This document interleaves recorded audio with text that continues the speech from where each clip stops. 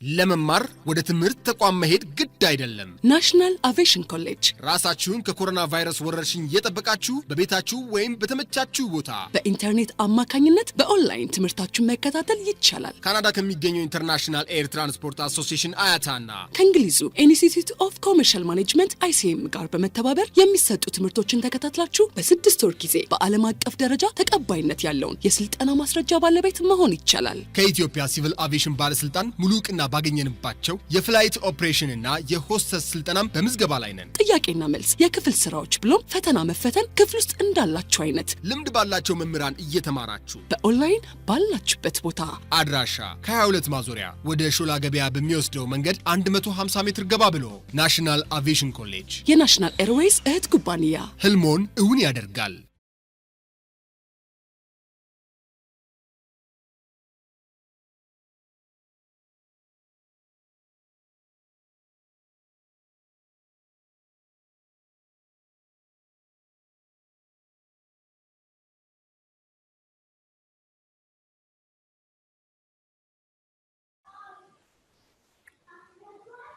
Just to recap what we studied in the foregoing session, we have said or we have started discussing one of the parties involved in a corporate governance.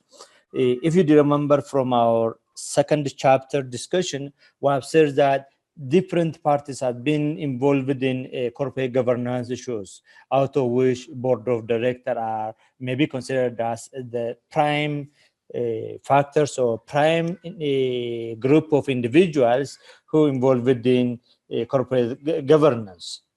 And then we started discussing what corporate governance what are the responsibility of board of directors, how they should be organized, and among other things we have said having only a board of directors cannot be a guarantee for an organization to perform successfully. Rather, we need to have a mechanism or a system in place that can ensure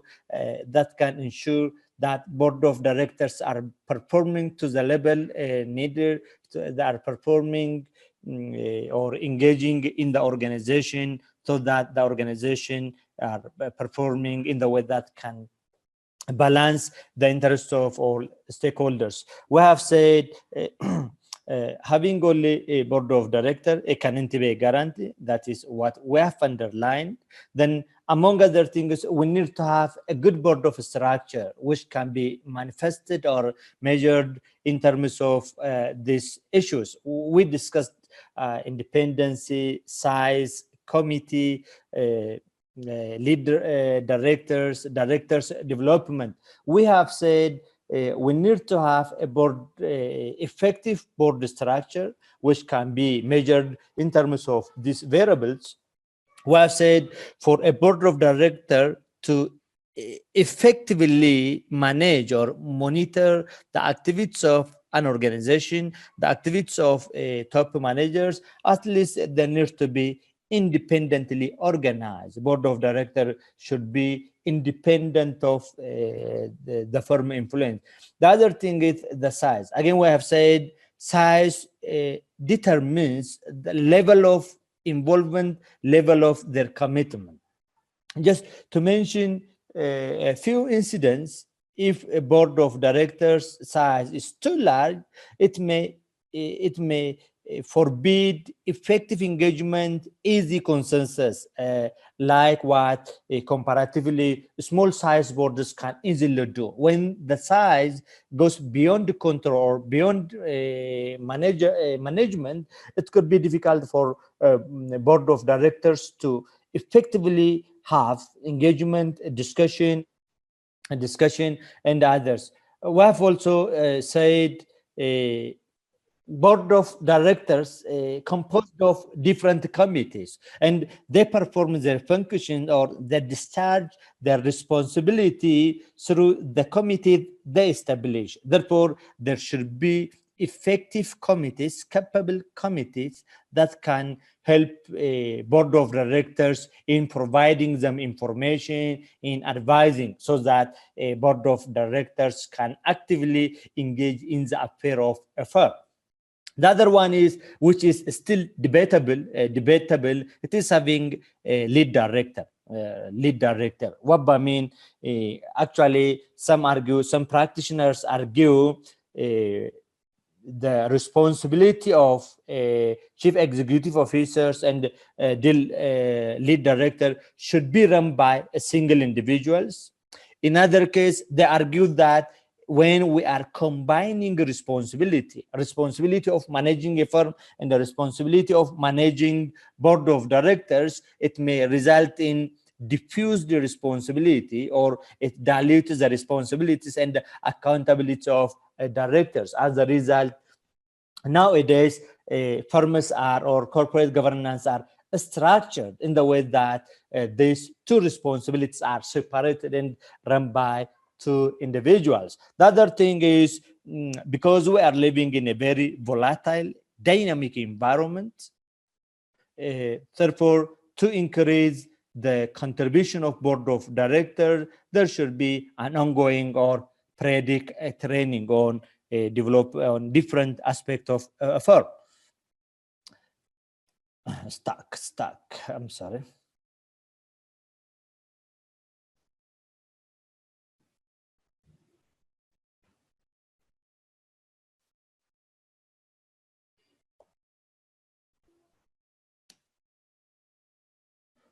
Then we looked at these variables, actually, what lead director are, director development are. And today we'll be discussing on the remaining part of role of or responsibility of board of directors, which is about the composition. What should be the composition of a corporate, board of directors? Again, as I tried to say earlier, there is no clear consensus among practitioners and scholars as to how board of directors should be composed. That is to say, from where the members should be drawn. Some argue that a board of directors member should be dominated with insiders. When we say insiders, board of directors should consist of chief executive, other active participants in a firm, whereas others argue that outsiders or a board of directors which have no relationship with the firm should dominate the board of directors. Actually, still is an argument, and the empirical evidence shows also different results. For instance, when we say, actually, just to go through what inside directors are, what outside directors are, actually, when we are saying inside directors, it involves affiliated directors, which not employed by the corporation, or handle legal issue or insurance work.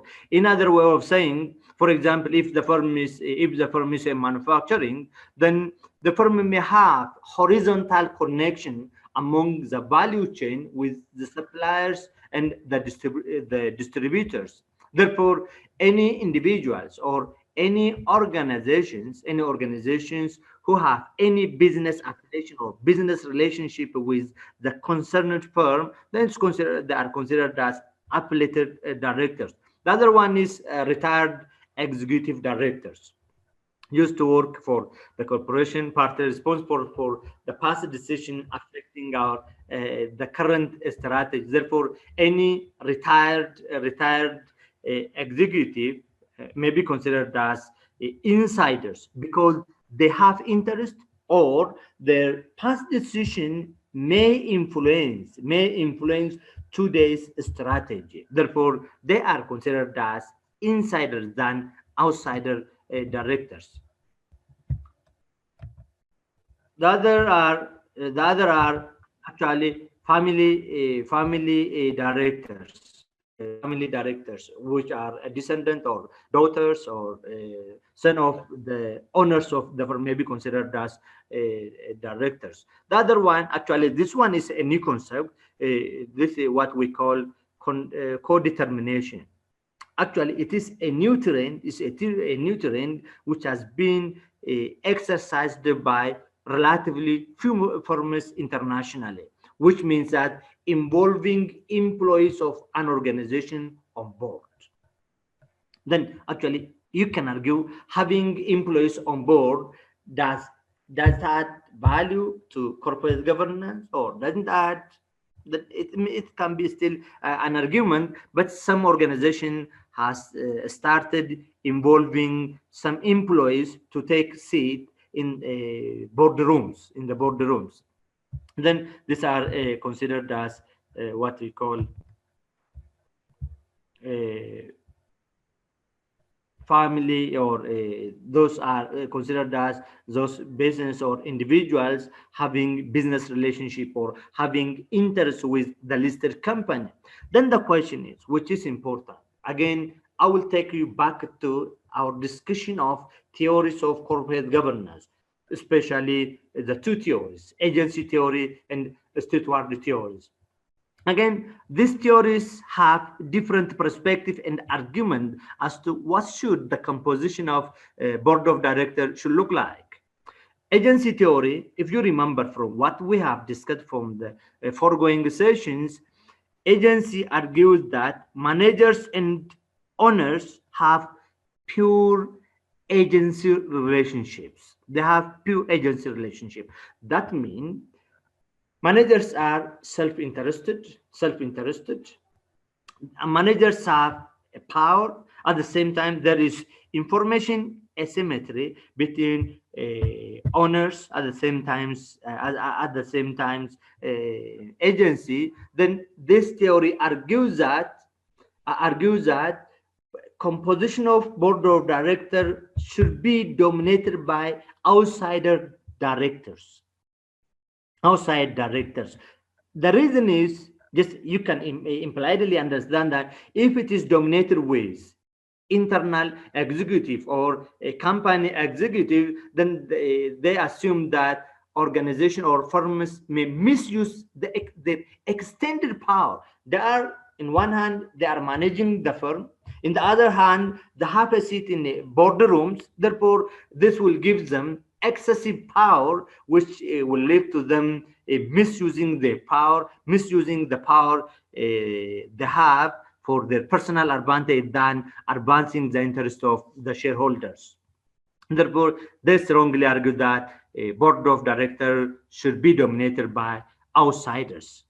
In contrary, this steward theory, again, if you remember, it says it undermines the assumption of agency theory, and proposes that managers or executives are motivated by long-term organizational success than their personal needs or their personal desire.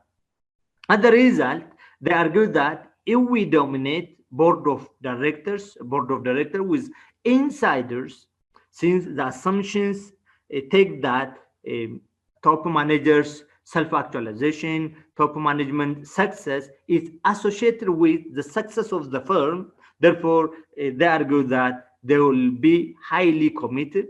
As they are insiders, they have a lot of knowledge, information as to day-to-day activity of the firm. Therefore, dominating insiders will take the organization to the a better direction. This is still an argument. Even I feel happy if I hear from you as to which stand do you argue. Therefore, even if I'm happy if I can hear from you as to really which one do you prefer.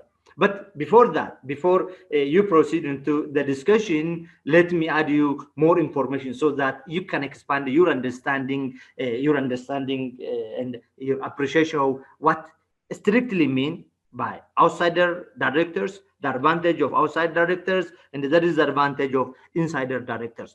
Actually, even from the little practical experience I have at university level, when board of directors are dominated by outsiders, the outsiders, then I saw practical actually in my universities and other universities, this board of directors have less information as to the day-to-day activities of the firms, or in our case in my university. Therefore, they may lack knowledge, they may lack information that can help them actively engage or actively monitor the firm. Again, when they are outsiders, when they are dominated by outsiders, as I said before, they will have less contact with the firm. Then they may have additional responsibilities outside. Therefore, many times, the role becomes just it is putting a stamp for a management decision rather than actively engaging in directing, in giving advice, or shaping firm's strategies. Therefore, their role will be confined to just stamping the decision of top managers. Again, if we have more insiders, again, it's not without its downsides, because when we are extensively engaging the insiders in boardrooms, yes, primarily they will get excessive power, which leads to monopoly of knowledge, monopoly of information. Therefore, they may make a decision in the way that can advance the interest of the executives rather than the interest of the larger stakeholders, primarily the shareholders.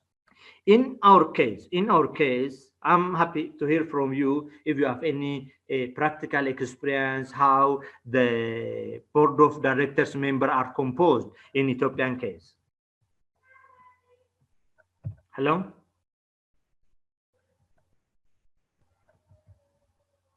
Yes, doctor. Are you online? Yes. Yeah, is there anyone just to share your experience with me or with the class? How a board of directors are composed in Ethiopian cases, in Ethiopian reality? Anyone? Hello, doctor. Can I come in? Yeah, please. But I'm not seeing you. Who is it? This is Mohammed, doctor. Mohammed Abdullah, I think. Yeah. Yeah. Thank you, doctor. Yeah. Come in, please. Thank you, doctor. I think the course that we are taking is corporate leadership, and which is I think based on, we are more focusing on business firms, than the government type. So the business firms have their own legal requirements. For example, there are legal requirements for a board membership. For example, according to the commercial code, anyone who is not a member of a PLC or share company cannot be a board member. This is I'm sorry. May go over it. Okay. One of the requirements under the commercial code for a board membership is that one who is to be a board member should be also a member of the association, the business firm or the business organization, especially. You mean he or she should be the owner of the firm? Or as shareholder, he should be a shareholder. He should be a shareholder. Yeah, shareholder. Non-shareholder cannot be board member. This is one of the requirements under the commercial code. However, The commercial code you mentioned for us last time, the commercial code of 1960s. Of course, currently in use. The Currently in use, actually, yeah, that is, yeah. Yeah, this is one of the requirements. But when you want to add someone as a board member, you add it as an advisory board, not directly as board of director. The other requirement I know from the financial institutions, especially for banks. Banks, okay. Yeah, there could be criminal clearance. I mean, there should be a requirement of criminal clearance. I mean, there should not be a prior criminal record. And also there is another requirement as a professional, I mean, a lawyer, a business, and various professionals. The composition of professionals also required under the banking license. Professional means a one who is have a practical experience or knowledge in the particular industry we are talking about. Yeah, you are right. Like the academic and professional requirements are also important for board membership. This is a fact I know, Doctor, just to share you. Okay, thank you so much, Mohammed. Any other? Any other?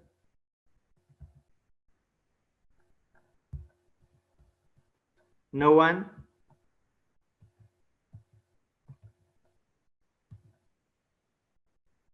Okay, actually, after a slide, I will come back to again you all. I wanted to hear from you a kind of some argument, and at the same time sharing your experience with me. Just let me go through one slide, then I will get back to you for dialogue.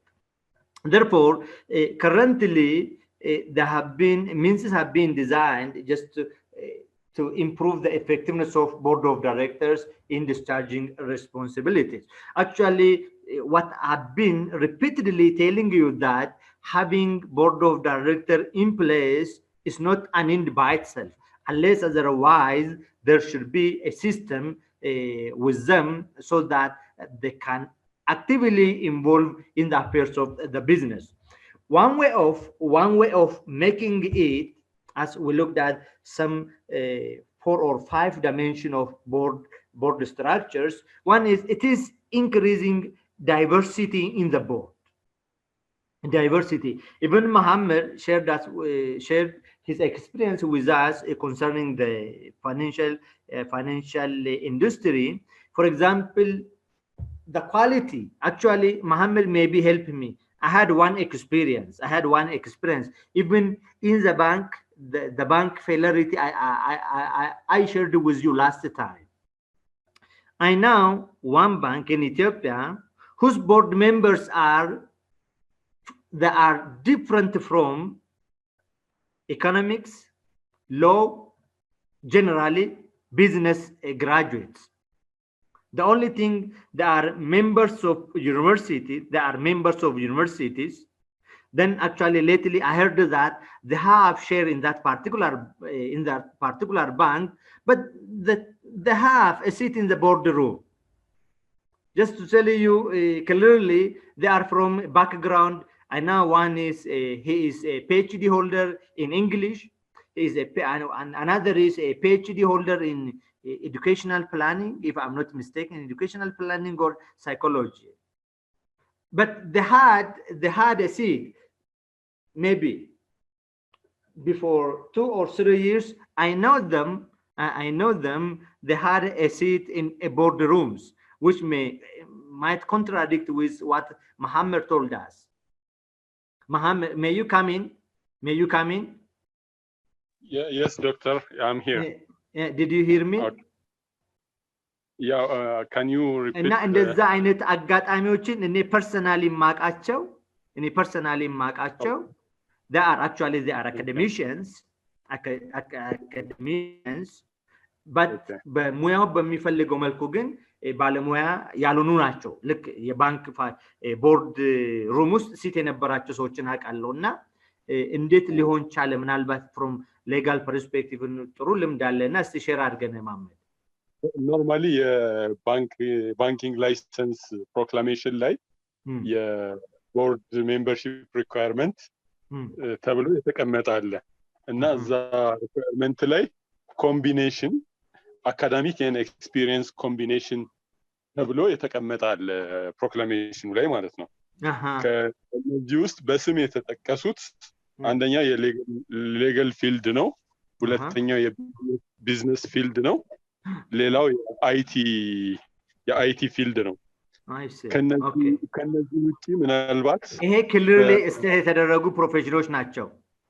እነዚህ ክሊርሊ ስቴት የተደረጉ ፕሮፌሽኖች ናቸው። ከነዚህ ውጪ ምናልባት የቋንቋም ባለሙያ የሆነ ሰው ለኮምፒውተር ሊሆን ዲዛይን ኤንድ ፕላኒንግ ጋር በተያያዘ ሌላ የባለሙያ ገብቶ ሊሆን ይችላል። በሌሎች ዘርፎች ላይ ሌሎች ባለሙያዎች ኢቭን ነጋዴዎችም ሊገቡ ይችላሉ። ኢን ሞስት ኬዝ ነጋዴዎችም አሉ በቦርድ ሜምበርሺፕ አካዳሚክ እና ሼርሆልደር ሲሆኑ ማለት ነው። ኦፍ ኮርስ ሼርሆልደር መሆኑ ግዴታ ነው። ትንሽም ይሁን ይብዛም ሼርሆልደር መሆን አለባቸው። ከዛ ውጪ ግን ኮምፒውት እንዳናደርግ የአድቫይዘሪ ቦርድ የሚባል አለ። አድቫይዘሪ ቦርድ ምንም ሼርሆልደር መሆን አይጠበቅባቸውም። ያው እንትኑ ድርጅቱ የመረጠውን ሰው አድቫይዘሪ ቦርድ ሊያደርግ ይችላል። The service is not decision making, it is to advise. Yeah, of course. In case of advice, it's advisory role ያላቸው the choice of advisory role እንጂ decision making role የላቸው። Yes. Decision making role የላቸውም ግን advisory position ይኖራቸዋል። Decision advice just knowledge share ማድረግ ነው። Information share ማድረግ ነው። Of course. Okay. የሼር ካምፓኒዎች የሚቋቋሙት በንግድ ህግ ስለሆነ የቦርድ ሜምበራቸው ሼርሆልደር መሆን አለበት የሚል ግልጽ የሆነ አንቀጽ አለ የንግድ ህግ ላይ። ከዛ አንፃር እንግዲህ በስህተት አስመዝግበው ሊሆን ይችላል ሜምበር ያልሆነ ሰው፣ ግን ህጉ እንደዚህ ይላል። ከታወቀም there may be some discrepancies in the implementation procedure. Of course. Okay. Thank you very much, ma'am, really to share with us your valuable experiences. Then, therefore, one of the means to make board of directors effective, it is making sure that board of members have diverse background, diverse knowledge and specialties, so that they can combine their knowledge. At the same time, they will help them to see the affairs of the businesses from different perspectives. The other thing is just even which I repeatedly say it is we need to have some formal process or structure, even which evaluate the director's role, director's performance. Just simply having the structure there, or nominating board of director or appointing board of director to boardroom, it's not an end by itself. Then we need to have some mechanism to ensure that each member is actively involving in the business affair in the board members issue. The other one which we discussed last week, or which I went through very preliminary today, is having the lead director. Still is an argument, but the trend shows that these days firms are taking or giving the chairperson of the chairperson responsibility to another person than the chief executive officer. These lead directors will not engage in the business affairs, but will engage in, for example, let us producing agenda for the meeting, setting agenda, just initiating ideas for discussion and like that. This is what we call a lead director. That means separating the role of chief executive officer and chairperson of board of directors. When the chairperson responsibility of board of director is given to other person rather than the chief executive, it means we do have a lead director, the lead director. The other one is, again, it is having a appropriate compensation scheme that can motivate the director, that can have make them fully engaged in the business. This may be some of the means of improving or making a board of directors fully engaged in the business of the firm. Having said this much on the composition issues, again, let me take you another very important. Again, you people may share with us your experience. There is a concept of what we call the interlocking directorate. What does it mean? Again, when we talk about a composition, don't forget what we discuss about: the size, independency, the lead director, other distinguishing feature of effective board of directors. Then there is another concept which are being exercised across the world till this time. It is interlocking board of directors. What does it mean? What does it mean? It is letting a single individual to serve on 2 or 3 board of directors role. That means, for instance, just a hypothetical example I'm to give you, letting a member of Awash Bank board member to serve in other banks board of directors. This is what we call interlocking. There is a very unfinished debating issues around whether interlocking is good or bad. There is still unsolved debate, but the practice is like this. 2 or 3 firms may share an individual to serve on their board. Then some argue that having board of director የራሱ ችግሮች አሉት፣ ኮምፒቲሽንን ይቀንሳል፣ አደጋ አለው። አንዳንዶቹ ደግሞ ኖ ቦርድ እንደዚህ ኢንተርሎክ ማድረግ ጥቅም አለው ብሎ የሚከራከሩ አለ። እና ምናልባት ጽንሰ ሐሳቡ ከገባችሁና ምናልባት ኢትዮጵያ ውስጥ የምታውቁት ኤክስፒሪየንስ ካላችሁ አገን እስቲ ኢንቮልቭ ብታደርጉ ደስ ይለኛል። ቅድም እንዳልኳችሁ ሲምፕሊ ኢንተርሎኪንግ ማለት ቦርድ አንድም ቦርድ ዳይሬክተር ሼር ማድረግ ማለት ነው። ያ ማለት አንድ ቦርድ ኦፍ ዳይሬክተር 2 ቦታ ወይም 3 ቦታ ቦርድ ኦፍ ዳይሬክተር አባል ሆኖ ያገለግላል ማለት ነው። 3 እንዲውስ 3 ፈርም ውስጥ 4 ፈርም ውስጥ ቦርድ ኦፍ ዳይሬክተር ሆኖ ያገለግላል። እነዚህ ዳይሬክት ኢንተርሎኪንግ፣ ኢንዳይሬክት ኢንተርሎኪንግ ያላቸው they are retired. For example, ዳይሬክት ኢንተርሎኪንግ የሚለው ሁለት ድርጅቶች አንድን ቦርድ ኦፍ ዳይሬክተር ሼር ሲያደርጉ ነው። ወይንም ደግሞ የአንድ ድርጅት ስራ አስኪያጅ በሌላ ድርጅት ቦርድ ኦፍ ዳይሬክተር ውስጥ አባል ሆኖ ሲያገለግል ነው። ይሄ ኢንዳይሬክት ኢንተርሎኪንግ የሚባለው አክቹአሊ ሁለት ድርጅቶች የየራሳቸው አባላቶቻቸው ወይንም ቺፍ ኤግዚኪዩቲቭ ኦፊሰር ሌላ ድርጅት ላይ ሰርቪስ ሲያደርጉ ነውና if you understand what I'm saying and if you have experience in our context, እንዲህ ማድረጉ ምናልባት ትልቆችም ስለሆናችሁ ይጠቅማል ወይስ ኢንዱስትሪውን ይጠቅማል ወይስ ኢንዱስትሪያል ይጎዳል የሚለው let me hear listen to your critical analysis. Did you hear me? Yes, doctor. Okay, እስቲ ያልኳችሁ ተግባብታ ምናልባት እንዲህ ቨርቹዋሊ ስለሆነ እንዲህ በተቻለ አቅም እንዲህ ኢንተራክቲቭ በሆነ የተሻለ ብዬ ስለማምን ነው። Okay. እሱም ብቻም ሳይሆን I feel that in many things you are better than me.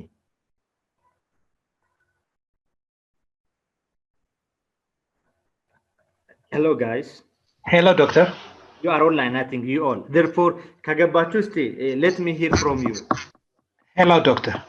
አቤት hello. እሺ. Can I come in? Yeah, please come in. It's ስንታየው። እሺ ስንታየው። Okay. አሁን በተነሳው ኢሹ ላይ አንደኛውን ኤክስፒሪየንስ መግለጽ የምችለው የዚህ አንድ ድርጅት ኤክስኪዩቲቭ በሌላ ድርጅት ቦርድ ሜምበር መሆን የሚችልበትን ሁኔታ የንግድ ህጉም የሚፈቅደው ነገር አለ። ስንታየሁ ያልከኝ ወንድም ስንታየሁ ነህ? አዎ። ኦኬ አንተም እንደ መሐመድ የህግ ባለሙያ ነህ? አዎ የህግ ባለሙያም ነኝ። ኦኬ ቬሪ ናይስ ቬሪ ናይስ። እሺ የንግድ ህጉ ይሄንን ይፈቅዳል። ለምን ድርጅቶች በሌላ ድርጅት ውስጥ ሼር ሊገዙ የሚችሉበት እድሉም አላቸው መብቱም አላቸው የሌጋል ፐርሰንስ ስለሆኑ። አስ ሌጋል ፐርሰን ሌላ ድርጅት ውስጥ ሼር ሲገዙ ሪፕሬዘንትድ የሚሆኑት በኤክስኪዩቲቭ ነው። ስለዚህ ያ ኤክስኪዩቲቭ ያ ድርጅት ቦርድ ሜምበር ሆኖ እዛ ሌላው ጋር ሼር የገዛበት ቦታ ቦርድ ሜምበር እንዲሆን ድርጅቱ ከተመረጠ ኤክስኪዩቲቭ ነው ድርጅቱን ወክሎ ቦርድ ሜምበር የሚሰራው። ኦኬ ኦኬ ኦኬ ይሄ የተለመደ ነው። እንደውም በአንድ ወቅት በአንድ የኢንሹራንስ ድርጅት ሼር ሆልዲንግ ጉዳይ ላይ ቦርድ ሜምበርስ እስከ ጠቅላይ ፍርድ ቤት የነበረ ክርክር ነበራቸው። እከሌ መሆን አለበት የለበትም የሚል ውዝግብ ስለነበረ እነኚህ ነገሮች አሉ። ይሄ ስለዚህ የመጀመሪያው ኢንተርሎኪንግ ላይ አለ። ፕራክቲካሊ እኛ ሀገር አፕሊካብል ነው። ምን ያክል ኢምፖርታንት ነው የሚለው ላይ እንግዲህ ድርጅት በማን ይወከላል የሚለው ላይ ስለምናይ ድርጅት ሊወከል የሚችለው በድርጅቱ መሪዎች ስለሆነ ድርጅቱ ደግሞ ኢንተረስቱን የሚያስከብረው በቦርድ ሜምበርነት በመስራት ኢንተረስቴንም ላስከብር እችላለሁ ብሎ ሌሎች አባላትም ሲመርጡት በተለይም ደግሞ በዚህ በባንኪንግ ኤንድ ኢንሹራንስ ሴክተር ላይ ብሔራዊ ባንክም ሲፈቅድ ዝም ብሎ ሼር ሆልደርስ ስለፈቀዱና ቦርድ ሜምበር ይሁን ስለተባለ ቦርድ ሜምበር አይሆንም። የቦርድ ሜምበርስ ፕሮፖዛል ለብሔራዊ ባንክ ቀርቦለት አፕሩቫል ኢሹ አለ። የብሔራዊ ባንክ የራሱ ዳይሬክቲቭ አለው፣ አፕሩቭ ያደርጋል። በተለያየ ምክንያት ዲስአፕሩቭ ሊያደርግ ይችላል። ኢቨን ፕሮፌሽናሊም ወይም ቅድም መሐመድ የገለጻቸው ሴክተርስ ላይ ኢንቮልቭ የሚያደርጉ ሰዎች እንኳን ተመርጠው ቢቀርቡለት በተለያየ ምክንያት ኖ ሊል ይችላል። በአንድ የባንክ እዚህ ጋር ፓውዝ ላርግህና ስንታየው እሺ ዶክተር በደንብ ባይገባኝም መሐመድ ኢንቦክስ ያደርግልኝ አንድ ሜሴጅ አለ። መሐመድ are you online? I think የሆነ ሜሴጅ ኢንቦክስ አድርገህልኛል። Yeah doctor, if you allow me, I agree with many of the points of Sintayo, but I completely disagree with the point that someone who is a member of a board, especially in a bank, can be a board member in another bank. This is completely impossible because legally, or are you telling us the legal aspect or the practical aspect? From the legal perspective, the national bank አይፈቅድም። ሁለት ቦርድ ላይ ሰርቭ እንድታደርግ አይፈቅድም። ክልክል ነው። from the legal perspective ክልክል ነው። ሌላው legal perspective ውጪም especially when it comes to the bank, it's directly competitive business. Awash Bank and Abai Bank, wherever the bank, direct competitive no, the same business no የሚሰሩት highly competitive. One person who's knowing the business strategy and the secret of another bank, how can he keep his secrets and serve to the other bank? That is the point I need. That is the point I need, on which I need your critical thinking and your critical evaluation. What is the advantage, what the disadvantage associated with such interlocking of directors? Hello, the advantage. Even I wanted to hear from others too. Okay, thank you. Let me finish my point. If you give me the chance. You're welcome. Give me the chance from the legal perspective. In business which are directly competitive, especially in bank, it's not allowed from the legal. በሌላኛው ሴክተር ላይ ለምሳሌ የአዋሽ ባንክ ቦርድ ኦፍ ዳይሬክተር ከፋይናንሻል ወይም ኢንሹራንስ ሴክተር ውጪ ባሉ ቦርድ ኦፍ ዳይሬክተር ላይ ሀፕን ማድረግ ይችላል። Yeah, that's the point, doctor. I'm coming to that point. If for example አሁን አንድ ድርጅት ላይ ቦርድ ሜምበር የሆነ ሰው ከዛ ድርጅት ጋር የቢዝነስ ሪሌሽን ያለውና ኮምፒቲሽን የኮንፍሊክት ኦፍ ኢንተረስት የሚያመጣ አይነት ከሆነ that's not to the interest of the companies. ኮንፍሊክት ኦፍ ኢንተረስት ካለ ማለት ለምሳሌ አንድ ካምፓኒ ከሆነ ብድር አዋሽ ባንክ የሚጠይቅ ከሆነ የሰውዬ ቦርድ ሜምበር ከሆነ እዛም ቦርድ ሜምበር ከሆነ ዳይሬክትሊ የኮንፍሊክት ኦፍ ኢንተረስት ይኖራል ማለት ነው። Okay. So in such kind of things even አይደለም የሌላ ካምፓኒ ቦርድ ሜምበር መሆኑ ይቅርና የራሱ ድርጅት ማለት ነው የራሱ ድርጅት ቢኖረው ቦርድ ሜምበርሺፑ ዲስከሬጅ ነው የሚደረገው እንደዚህ አይነት ኮንፍሊክት የሚያመጣ ከሆነ ማለት ነው። That is from a legal perspective. Then from economic perspective, from social perspective, pros and cons ለማየት ሞክር። ቀደም አሁን ምናልባት ከስንታዩ ጋር አይዲያችሁን አስማምታችሁ ለኛ ክሊር ብታደርጉልኝ ሌጋል አስፔክቱን ክሊር ብታደርጉልኝ ደስ ይለኛል። ስንታዩ ስለ የነበረው ህግ ይፈቅዳል ብሎኛል። ህግ አንደኛው ቦርድ አባል አንድ ድርጅት ላይ ሰርቭ ያደርጋል። ሄሎ ዶክተር። አቤት እየሰማሁ ነው ስንታየው። እኔ የቦርድ ሜምበሩን አይደለም ያነሳሁት ስለ ኤክስኪዩቲቭ ነው። የአንድ ድርጅት ኤክስኪዩቲቭ ሌላ ቦርድ ውስጥ ቦርድ ሜምበር መሆን የሚችልበትን ግራውንድ ነው ያስቀመጥኩት። እሱን እያወራን ነው። እኛ በደንብ የምናውቃቸው እንግዲህ በኮርፖሬሽን የሚሰሩት ወደ ፋይናንስ እና ኢንሹራንስ ነው በብዛት የምንመለዘው። ለምሳሌ የህብረት ባንክ ቺፍ ኤግዚኪዩቲቭ ኦፊሰር የወጋገን ባንክ ቦርድ ሩም ውስጥ መቀመጥ ይችላል። ህብረት ባንክ ወጋገን ባንክ ውስጥ ሼር ይገዛል ወይ? መጀመሪያ ሼር ካለው ነው። I see. ሼር ከሌለው መጀመሪያ ቦርድ ሜምበር መሆን የሚቻለው በሼር ነው። ስለዚህ አንድ መጀመሪያውኑ ይሄ ኮንፍሊክት ኦፍ ኢንተረስትን ኢንቨስትመንቱ ፕሮሂቢት ያደርገዋል። በተመሳሳይ ፊልድ ኢንቨስት አያደርግም አንድ ድርጅት። አንድ ባንክ ምናልባት ትምህርት ቤት ላይ ኢንቨስት ሊያደርግ ይችላል፣ ሆስፒታል ላይ ኢንቨስት ሊያደርግ ይችላል፣ ወይም ትራንስፖርት ላይ ኢንቨስት ሊያደርግ ይችላል፣ ወይም እርሻ ላይ። ያ ኤክስኪዩቲቭ ያኔ ነው እዛ ቦታ ሄዶ ሼር ቦርድ ኦፍ ዳይሬክተር ሜምበር መሆን የሚችለው። በተመሳሳይ ፊልድ ላይ ራሱም ኢንቨስት ስለማያደርግ መጀመሪያው ኢሹም ሆኖ የቀረበበት ሁኔታ እኔ አላጋጠመኝም ኢንቨስት ሲያደርጉም ስለማላይ። ኤክስኪዩቲቮች ግን በህግ ሼር ድርጅታቸው ሼር በገዛበት ቦታ ላይ ድርጅቱ እንደ ቦርድ ሜምበር ሊመረጥ ከቻለ ያው ሰፖርት ማድረግ አለ። የቦርድ ሜምበር ምርጫ ባለፈው ክላስ ላይ ያስቀመጥካቸው ቦርድ ሜምበር እንዴት ይመረጣል የሚሉት ነገሮች አልፎ ከተመረጠ ኤክስኪዩቲቭ ነው የቦርድ ኦፍ ዳይሬክተር ሜምበር የሚሆነው እንጂ ሌላ ሰው አይመጣም። ምክንያቱም ድርጅት የሚወከለው በመሪዎቹ ስለሆነ በዚህ ሴንስ ነው እኔ ያቀረብኩት። በጣም ጥሩ። ሌሎቻችሁን እነዚህ የህግ ባለሙያዎች ዶሚኔት እያደረጉን ነው። ሁለተኛውን ኢሹ በተመለከተ የዚህ በባንኪንግ እና ኢንሹራንስ ላይ እንደ ሌሎቹ ተቋማት ሜምበርስ ብቻ አይደሉም የቦርዱን አባላት መርጠው ፋይናላይዝ የሚያደርጉት። የብሔራዊ ባንክ ኢንተርፈረንስ አለ። ቅድም እንዳልኩ አንድ ባንክ ላይ ስሙን መጥቀስ ባልፈልግም አንድ ሰው የቦርድ ሜምበርነት ተመርጦ ነበረ እና ብሔራዊ ባንክ ውድቅ አደረገው። በፕሮፌሽን ፕሮፌሽናሊ ቢዝነስማን ነው፣ ዶክተርም ነው።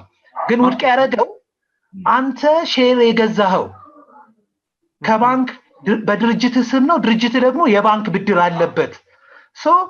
በዚህ ምክንያት አንተ ቦርድ ሜምበር መሆን አትችልም ብሎ አስቀይሮታል።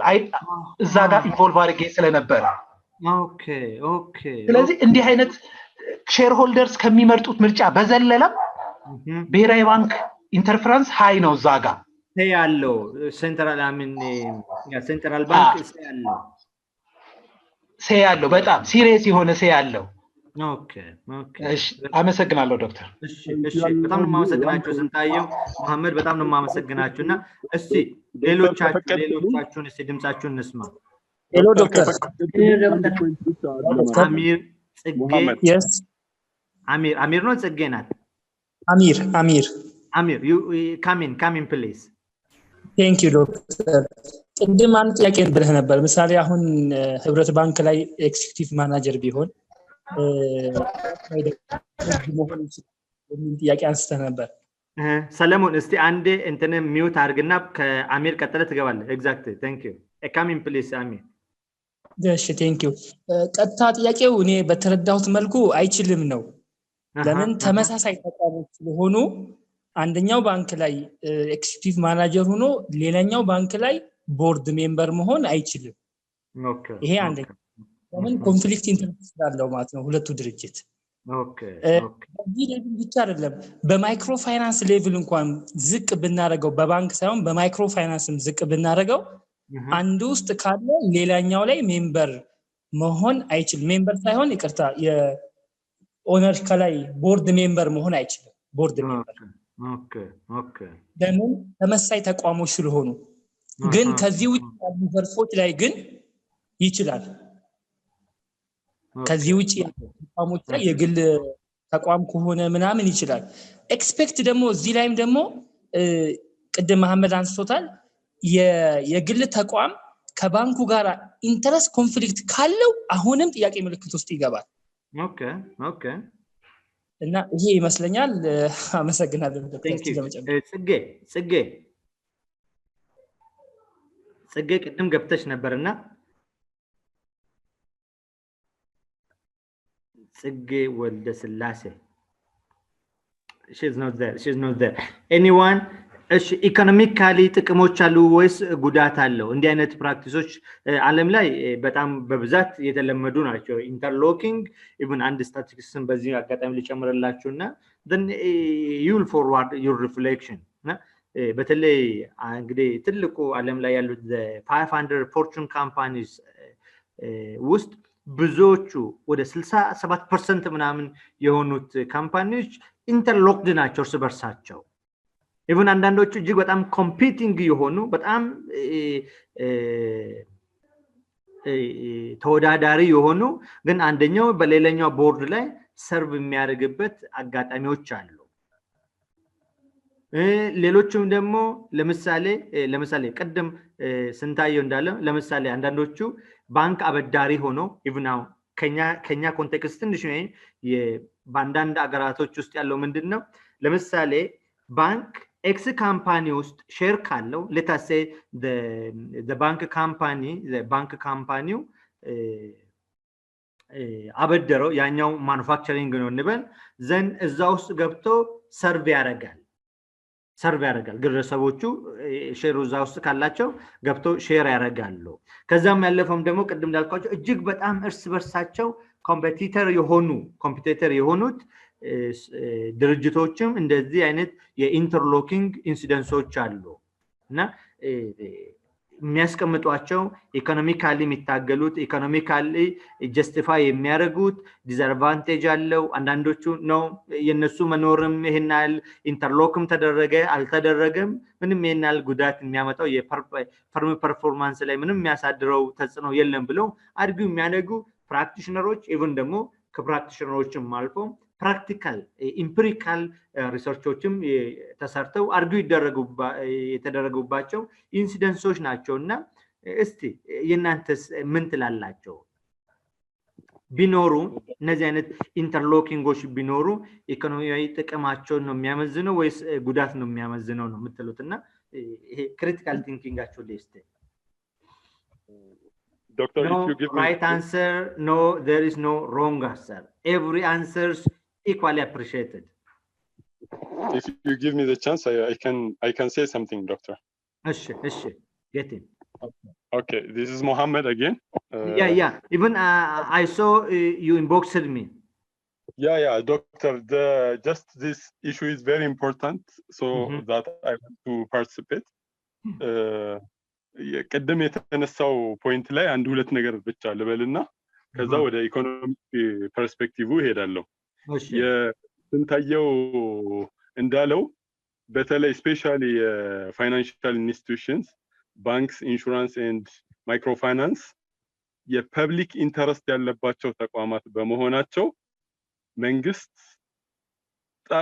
ጣልቃ የሚገባባቸው ሰፊ እንትኖች አሉ ያ ከኤግዚኪዩቲቭ ምርጫ ጀምሮ እስከ ቦርድ ምርጫ ድረስ ኤክስቴንድ ያደርጋል እና በናሽናል ባንክ ፍቃድ ነው ኤግዚኪዩቲቫቸውንም ቦርድ ሜምበራቸውንም አጽድቀው ወደ ስራ የሚሄዱት ሶ የአንዱ ድርጅት ኤግዚኪዩቲቭ ሌላው ድርጅት ላይ ሄዶ ቦርድ ሜምበር ይሆናል የሚለው from the legal point of view it's not possible but from the economic point of view ኮንፍሊክት የሌለባቸው ቢዝነሶች ላይ ከሆነ ለምሳሌ ትልልቅ ፊርም ላይ ትልቅ የሆነ የሊደርሺፕ ኤክስፒሪየንስ ያለው ቦርድ ሜምበር ሌላ ካምፓኒ ላይ ሜምበር ቢሆን ያን ኤክስፒሪየንሱንና ዕውቀቱን ይዞ የዚህን ድርጅት ምርትና ገበያ በማሳደግ ትርፋማነቱን በማሳደግ ትልቅ አስተዋጽኦ ሊያደርግ ይችላል ነገር ግን ኮምፒቲቲቭ አለመሆናቸውን ማረጋገጥ ያስፈልጋል ለምሳሌ የቶዮታ ቦርድ ሜምበር ፎርድ ላይ ሄዶ ሜምበር ቢሆን ይሄ ከባድ ነው ምክንያቱም ዳይሬክትሊ ኮምፒቲሽን ላይ ያሉ ካምፓኒዎች ናቸው ያም ሆኖ ግን ሜቢ ወደ አደጉት ዓለም ላይ ከፍተኛውን ሮል የሚጫወተው ሲኢኦ የሚባለው ነው የሲኢኦ የሚባለው ፖዚሽን ላይ ያለው ሰው ከፍተኛውን ሮል ይጫወታል የቢዝነስ ዴቨሎፕመንት ላይ የቢዝነስ ሊደርሺፕ ላይ ሶ ወደኛ ሀገር ስንመጣ የሲኢኦ ሮሉ ናሽናል አቪዬሽን ኮሌጅ የናሽናል ኤርዌይስ እህት ኩባንያ ጥራት ባለው ስልጠና ልዩነት መፍጠር ዋናው ዓላማው ነው። ከከፍተኛ ትምህርት አግባብነትና ጥራት ኤጀንሲ ሙሉ ዕውቅና ባገኘንባቸው በማስተርስ ፕሮግራም ኤምቢኤ በስትራቴጂክ ማኔጅመንት፣ ኤምቢኤ በቢዝነስ ሊደርሺፕ፣ ኤምቢኤ በሪስክና ኢንሹራንስ፣ ኤምቢኤ በባንኪንግና ፋይናንስ፣ ኤምኤስሲ በኢንተርናሽናል ትሬድና ኢኮኖሚክስ፣ ኤምኤ በሆስፒታሊቲ ማኔጅመንት፣ ኤምኤ በሎጂስቲክስና ሰፕላይ ቼን ማኔጅመንት፣ ኤምኤስሲ በአቪዬሽን ማኔጅመንት ተማሪዎቻችን በልዩነት ይማራሉ። በኬንያ ሀገር ከሚገኙ ስመጥር ዩኒቨርሲቲዎች በመጡ ፕሮፌሰሮች ስልጠናው ይሰጣል። ናሽናል አቪዬሽን ኮሌጅ በዲግሪ ፕሮግራም በአቪዬሽን ማኔጅመንት፣ በአካውንቲንግና ፋይናንስ፣ በማርኬቲንግ ማኔጅመንት፣ በሆቴል ማኔጅመንት በምዝገባ ላይ ነን። በአጫጭር ኮርሶችም በፍላይት ኦፕሬሽን፣ በቲኬቲንግና ሪዘርቬሽን፣ በሆስቴስ፣ በሆስፒታሊቲ ማኔጅመንት እናሰለጥናለን። አድራሻ ከ22 አደባባይ ወደ ሾላ በሚወስደው መንገድ ላይ ናሽናል አቪዬሽን ኮሌጅ የናሽናል ኤርዌይስ እህት ኩባንያ ህልሞን እውን ያደርጋል። ሊሚትድ የሆነ በመሆኑ የቦርድ ሜምበርሺፕ የቦርድ ሊደርሺፕ ደግሞ ከፍተኛ በመሆኑ I muted myself, I'm sorry. እና እስቲ ሌሎቻችሁን እስቲ አንዴ ሪፍሌክሽን ኢኮኖሚክ ጠቀሜታው ላይ ያለው ማርኬት ላይ ያለው ኢንፍሉዌንስ ኮምፒቲሽን ላይ ያለው እና ኢንፍሉዌንስ ኔት ኢንተርሎኪንጎች እስቲ የእናንተን ፐርስፔክቲቭ እና ለቀጣይ እንትን ታገሱ።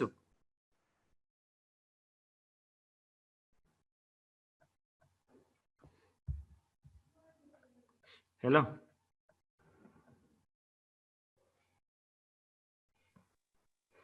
አቤት አቤት እስቲ ታገሱ። እስቲ ካንተ ልስማቅ። ገብተህ ወጣ መስሎኝ ነው። አይ አይደለም አልገባም። እሺ ታገሱ።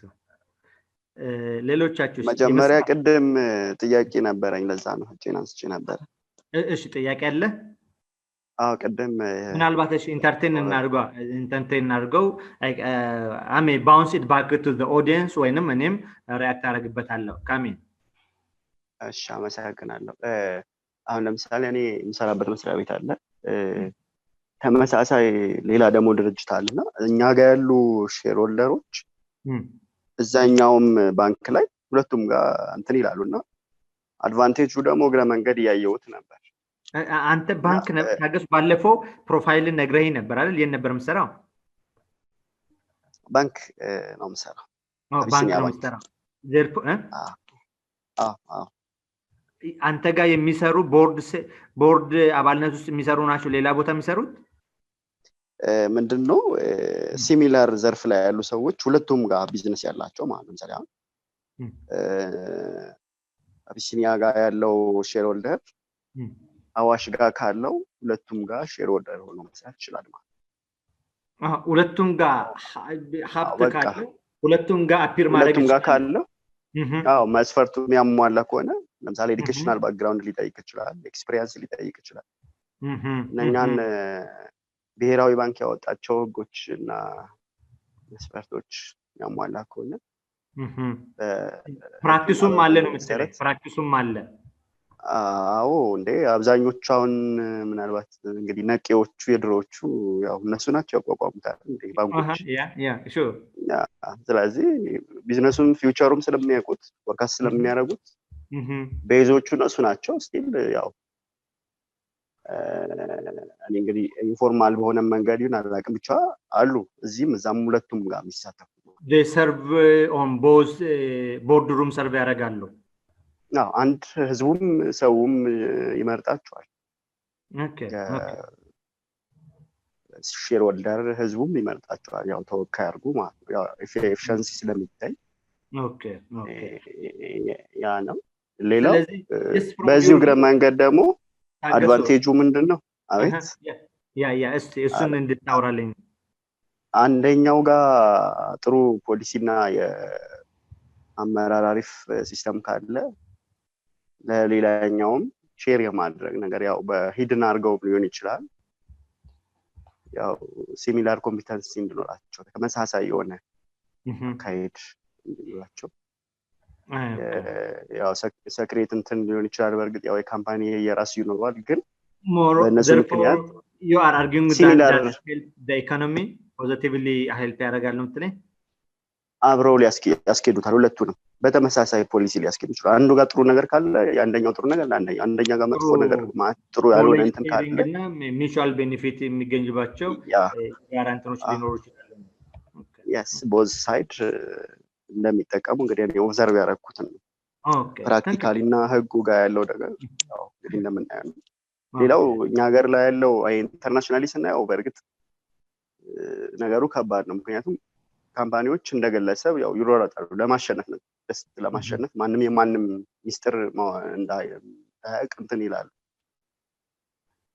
ቢዝነስ ሰክሬቱን አይገልጹም ግን እኛ እንግዲህ እዛ ጋር የደረስን አይመስለኝም አሁን አይ ቲንክ የሆነ ምንድነው ማየው ጥቂት ሰዎች የኢኮኖሚው በጥቂት ሰዎች እንትን ይመስለኛል ግዙፍ ሼሮች በተወሰኑ ባለሀብቶች እጅ ነው ያለው ያው ኢንፍሉዌንስ ስለሚያደርጉ ማለት ጥቂት በጣም ትንሽ ሼር ካለ actually this is a very important argument ታገሱ አንድ ምናልባት መጽሐፍም ሼር አደረኩላችሁ ሌሎች ነገር አንድ that is what you call the theory of hegemony የሚባል አንድ ቲዮሪ አለና ያ ቲዮሪ ላይ actually argue የሚያደርጉ ምንድነው interlocking is must ነው የሚሉት interlocking is must avoidም ልናደርገው አንችልም ቀደም እንዳለው የዓለማችን almost 75%ን ኢኮኖሚን ዶሚኔት አድርገው ያሉት እነዚህ 500 ፎርቹን ካምፓኒ የሚባሉ ናቸው የዓለማችን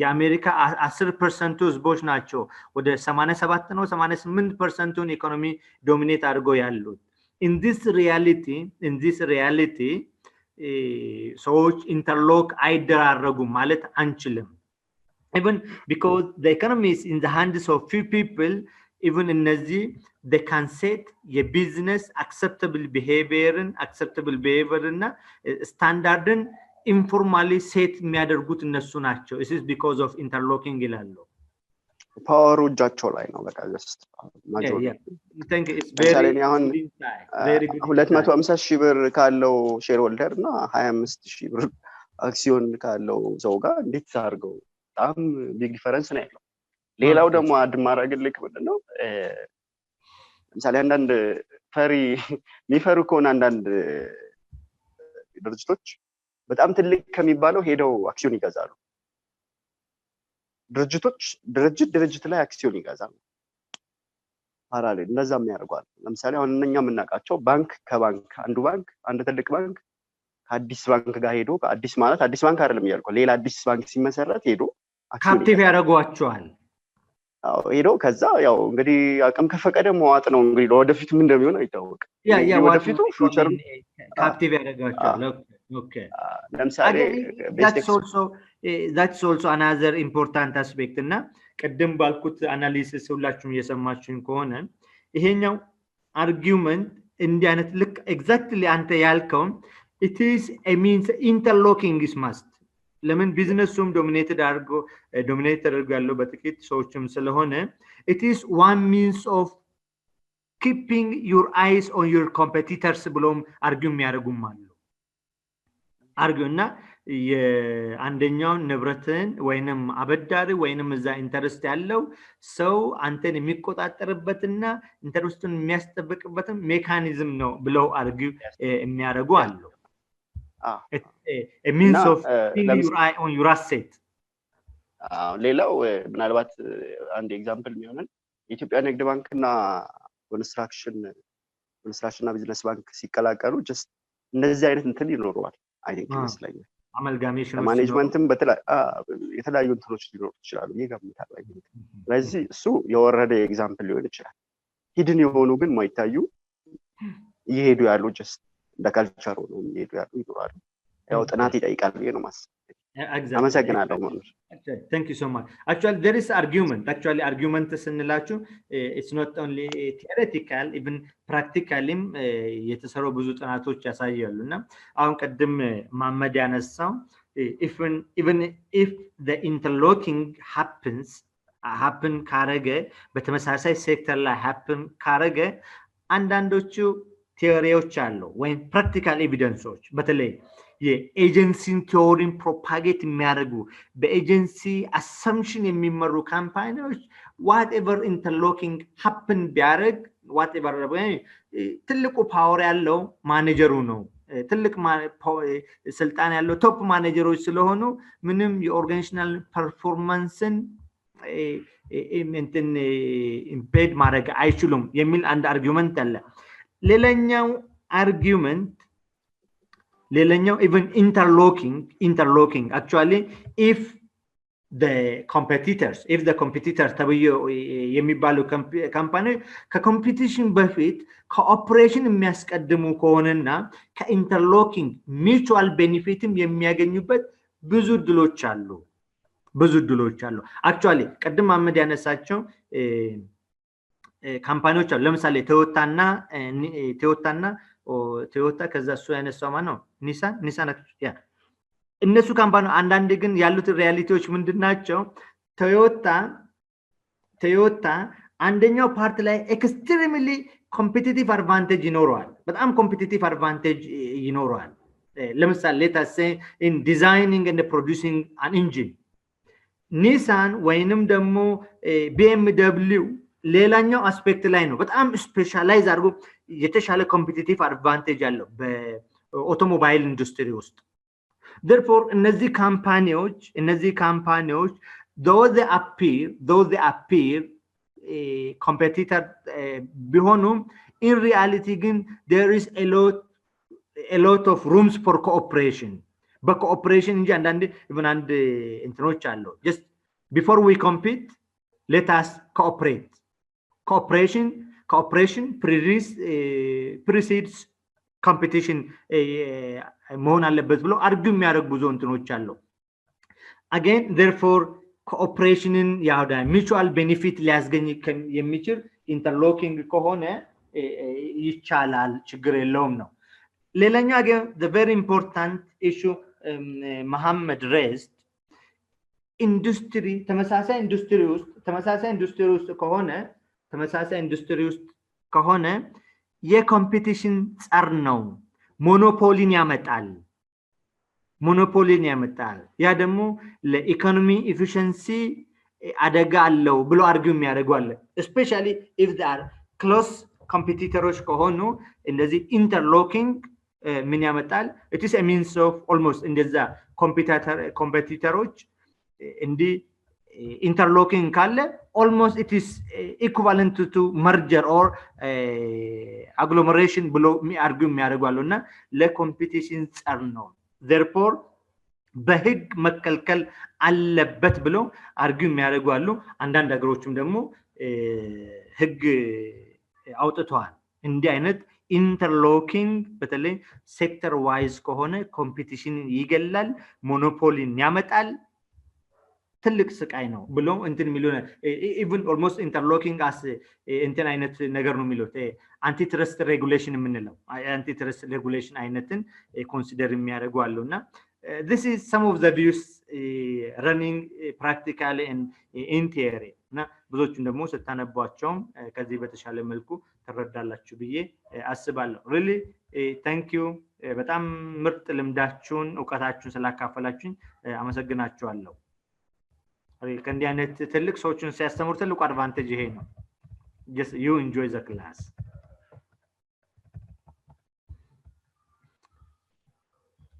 አላችሁ አይደል እስቲ ደኒ ሻር ትንሽ ጠብቁኝና sometimes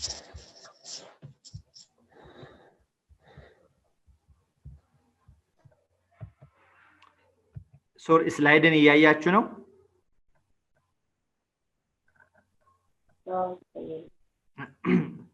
okay thank you very much again when I get you to the next sessions actually in one way or another way in ባለፈው ክላስም ዲስከስ ያደረግነው ነው እንግዲህ ኖርማሊ ሌላኛው በተለይ ባለፈው ያወራ ነው ሳይዝ ኦፍ ቦርድ ነው ሳይዝ ኦፍ ቦርድ ያንድም ቦርድ ኢፌክቲቭ ነው ወይም ኢፌክቲቭ አይደለም ብለን ከምንወስንበት አንዱ የቦርዱ ሳይዝ ነው then የቦርዱ ሳይዝ ምን ያክል መሆን አለበት actually ከሀገር አገር ይለያያል ባለፈው ስንታየው በእኛ ኮንቴክስት ጽፎልኛል ምንድነው ያለን if I'm not mistaken we can review the inbox ከ3 እስከ 11 ነው ያለው መሰለኝ ስንታየው እና the assumption board size ለምን ኢሹ ሆነ የቦርድ ሳይዙ ኢሹም የሆነበት ትልቁ ነገር ምንድነው እንግዲህ ቦርድ ኦፍ ሳይዝ ቁጥር እጅግ ከበዛ easily consensus ላይ መድረስ ከባድ ነው consensus ላይ መድረስ ከባድ ነውና effective የሆነ engagement if you remember from your study if you take economics actually ወስዳችኋልና የፍሪ ራይደር behaviorንም ፕሮሞት ያደርጋል እንዲህ በጣም ቁጥር ከሆነ ሶሻል ሎቪንግ ምን አንድ ኮንሰፕት አለ ሶሻል ሎቪንግ ማለት አሲስ ቦነ እኔ ካልሰራው ሚስተር ኤክስም ይሰራዋል ብሎ ኃላፊነት ወይም ሶሻል ሎቪንግ behaviorን ፕሮሞት ያደርጋልና ሳይዙ ምን መሆን አለበት ትልቅ መሆን መቻል አለበት ትልቅ መሆን አለበት ስንል ምንድነው አትሊስት የተለያየ ዳይቨርሲቲ የተለያየ ባክግራውንድ ሊያስገኝልን በሚችል መልኩ ሳይዙ ትልቅ መሆን መቻል አለበት but still it should be small enough ደግሞ ስንል ምን ማለት ነው small enough ቅድም ያለው ጉዳይ ነው then ትልቁ እንትን ማምጣት አለብን what we call effective engagement and involvement ማምጣት አለብን የሚለው ነውና ሳይዙ ማታረጋል ቀደም ከኢንተርሎኪንግ ጋርም ኮንሰፕቶችም የሚገናኙ ነገሮች አሉ ለምሳሌ የአንድ ፖይንት ሳለግራችሁ የሄድኩት ምንድነው even board of directors interlocking በበዛ ቁጥር ሄጀሞኒ ያበዛን እንሄዳለን overpayment board of directors overpayment ነው 3 እና 4 ቦርድ ሩም ውስጥ ሰርቪስ ያደርጉ ኢንቪሸንት ይሆናሉ የግል ጥቅማቸውና የግል ጥቅማቸውን ላይ ማተኮር እንጂ አክቲቭሊ በእያንዳንዱ ቢዝነስ ላይ ኢንጌጅ ያደርጉም ነው the other issue ቀደም መሐመድ አንስተው ሳልደግሞ የሄድኩት ምንድነው አሰምሽኑ ኢንተርሎኪንግ ሲሆን ፖዚቲቭ ነገሩ ቀደም መሐመድ ክሊር ሊያስቀምጦታል theoretically at the same times the empirical evidenceዎችን ፕሩቭ ያደረጉት assumption board of directors በጣም በተለያዩ ዘርፍ ውስጥ ለምሳሌ ቀደም ያላቸው ከኢንዱስትሪ ወጣ ብሎ በተለያዩ ኢንዱስትሪ ቦርድ ሰርቭ የሚያደርግ ሆነ ዋይደር ፒክቸር አለው የኢኮኖሚውን ዋይደር ፒክቸር ይኖራል ያንን ዋይድ ፒክቸር ዋይድ ኤክስፒሪየንስ እና ኢንሳይቶችን ወደ ያንዳንዱ ቦርድ ያመጣዋል እና ያ ቦርዱን በተሻለ መልኩ ይጠቅማል አለው exactly what Muhammad clearly articulated በተቃራኒው እንትን ከሆነ the same industries ከሆነ ብዙዎቹ አርጉ የሚያደርጉት ህግም ያወጡበታል ኮምፒቲሽን ወደ ሞኖፖሊ ሊድ ያደርጋል እና ፍሪ ማርኬትን ያሳጣል ብሎም አርጉ የሚያደርጉ ሰዎችም አሉ then ለምሳሌ ወደ ሳይዝ እንመለስ አሜሪካ የራሷ ያስቀመጠችው እንግዲህ አሜሪካ ኢሳው ሞዴል አቨሬጅሊ የተቀመጡ በአሜሪካ ኮርፖሬሽኖች 10 ዳይሬክተሮች ናቸው። ትንሽ ከሆነ ደግሞ 4 to 5 ይላል። በእኛ ባለፈው ስንታየው ኢንቦክስ አድርጎልኝ ነበርና ኢቭን ዲስከስ አድርገናል ይሆን አላስታውስም፣ ግን ከ3 እስከ 11 ነው ህግ የሚያስቀምጠው ነው ያለው። እንግዲህ ዋናው 11 እና 3 መሆን ሳይሆን ቅድም ያላቸውን አሰምሽኖችን ያማከለው መቻል አለበት። ብዙ መሆን መቻል አለበት። ብዙ መሆን መቻል አለበት ስንል ነው የተለያየ ፐርስፔክቲቭ እና ኤክስፒሪየንስ ሊያስገኝልን በሚችል መልኩ ቦርዶቹ ትንሽ ሰፋ ቢሉ የተሻለ ነው። ስቲል ግን ያንን ፍለጋ በምንሄድበት ዳይቨርስ ባክግራውንድን በምንፈልግበት ዳይቨርስ ኖሌጅን በምንፈልግበት ሰዓት ደግሞ ኮሚትመንትን፣ ኢንቮልቭመንትን፣ ኢንጌጅመንትን በሚያሳጣን መልኩ መሆን የለበትም። ኢንጌጅ ሊያደርገን በሚችል ሳይዝ መሆን አለበት ብለው አርጊው ያደርጋሉ።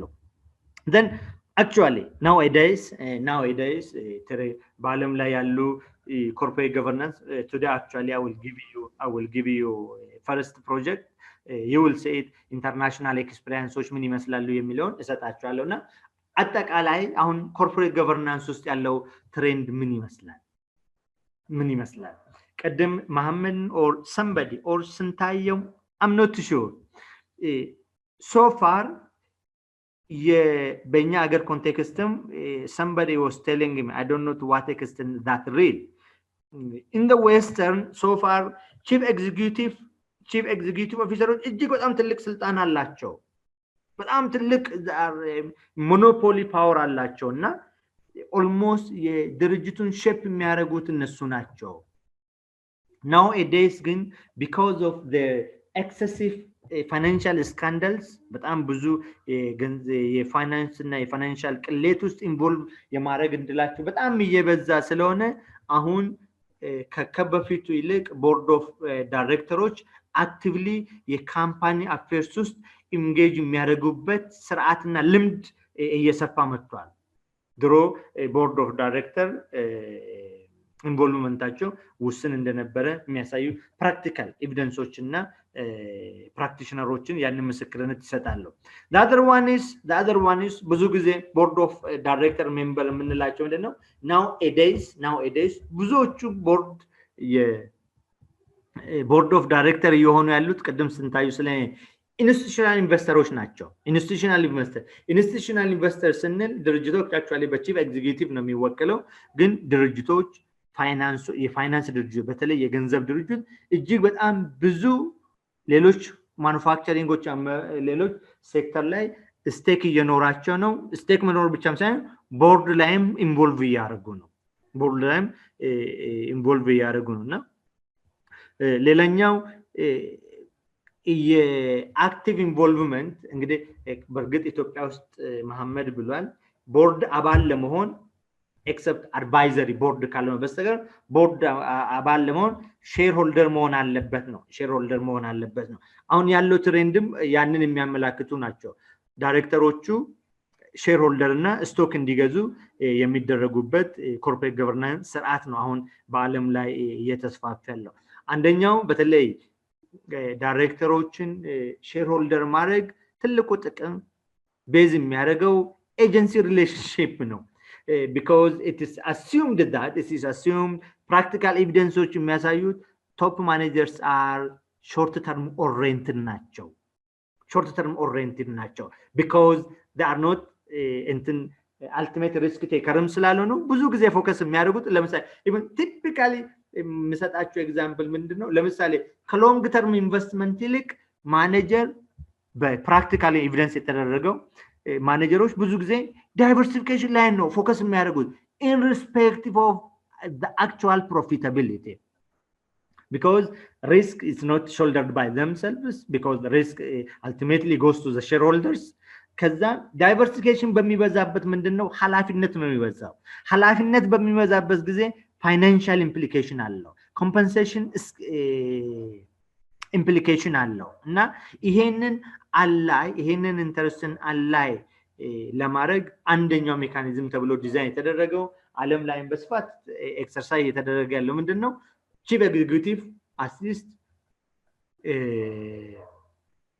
የማኔጀር ብቻም ሳይሆን የባለቤትነት ስሜት ሊያመጣ የሚችሉ ኢንሴንቲቮችን መውሰድ ወይንም እንዲኖረው የሚያደርግበት አሰራሮች ዲቨሎፕ ተደርጓል therefore ሼር ይሰጣል depending on the performance ሌላኛው አርጊውመንት ምናልባት እዚህ ላይ ስለ ማኔጀር እና በኋላ መጣበታለሁ ማኔጀሮች ብዙ ጊዜ ለምሳሌ ባለቤቶች ብዙ ጊዜ ክፍያ መክፈል depending on performance ነው ግን ማኔጀር ፕሪፈር የሚያደርገው secured compensation scheme ነው ማለት what we call a variability of compensation scheme የምንለው variability scheme that means when you perform better you will be paid more when you perform less you will be paid less ግን ማኔጀሮች ይሄንን አይፈልጉትም they wanted to have secured compensation in respect of their performance እና ይሄንንም ኮንሲደር ሊያደርግ የሚችሉ ሜካኒዝም መኖር አለበት ሌላኛው እየሰፋ ያለው ምንድነው unlike ምናልባት ካስታወሳችሁ in the beginning of our session we said አንደኛው የኮርፖሬት ገቨርናንስ ኢመርጀንሲ ምንድነው ብዙ ጊዜ ማይኖሪቲዎች በትልልቅ ሼርሆልደሮች ይዋጣሉ they are not getting the right voice in the board therefore አሁን እነዚህ ማይኖሪቲዎች እና ሴቶችም የሚሳተፉበት corporate governance ትሬንዶች ኤክስፓንድ ያደርጉ ነው across countries or nations ይሄን ካል ስለ board of director then let us have time to look into the role of top managers the role of a top manager before I get into this I welcome if you have any questions comment or discussion on board of director one of the most important actors when we talk about corporate governance እንግዲህ ስለ board of directors ስናወራ ወይም corporate governance ስናወራ ትልቁ ወደ አእምሮአችን የሚወጣው board of director ነው አንደኛው ኢምፖርታንት ወይም ፕራይም አክተርስ የምንላቸው እነሱ ናቸውና ከዛ በኋላ ደግሞ ባለፈው ስናወራ ነበር board of director shareholder managers ምናምን ብለን ቀጥላልና ወደዚህ ከመምጣታችን በፊት ጥያቄ ካላችሁ you are welcome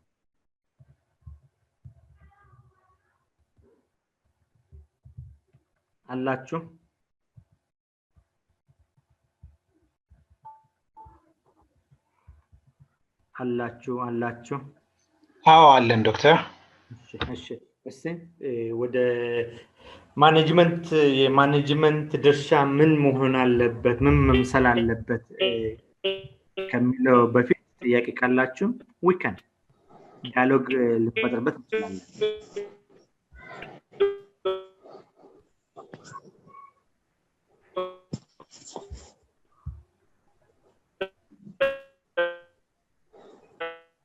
ማን ነው አሚር መግባት እየፈለክ ነው I think you unmuted your mic do you want to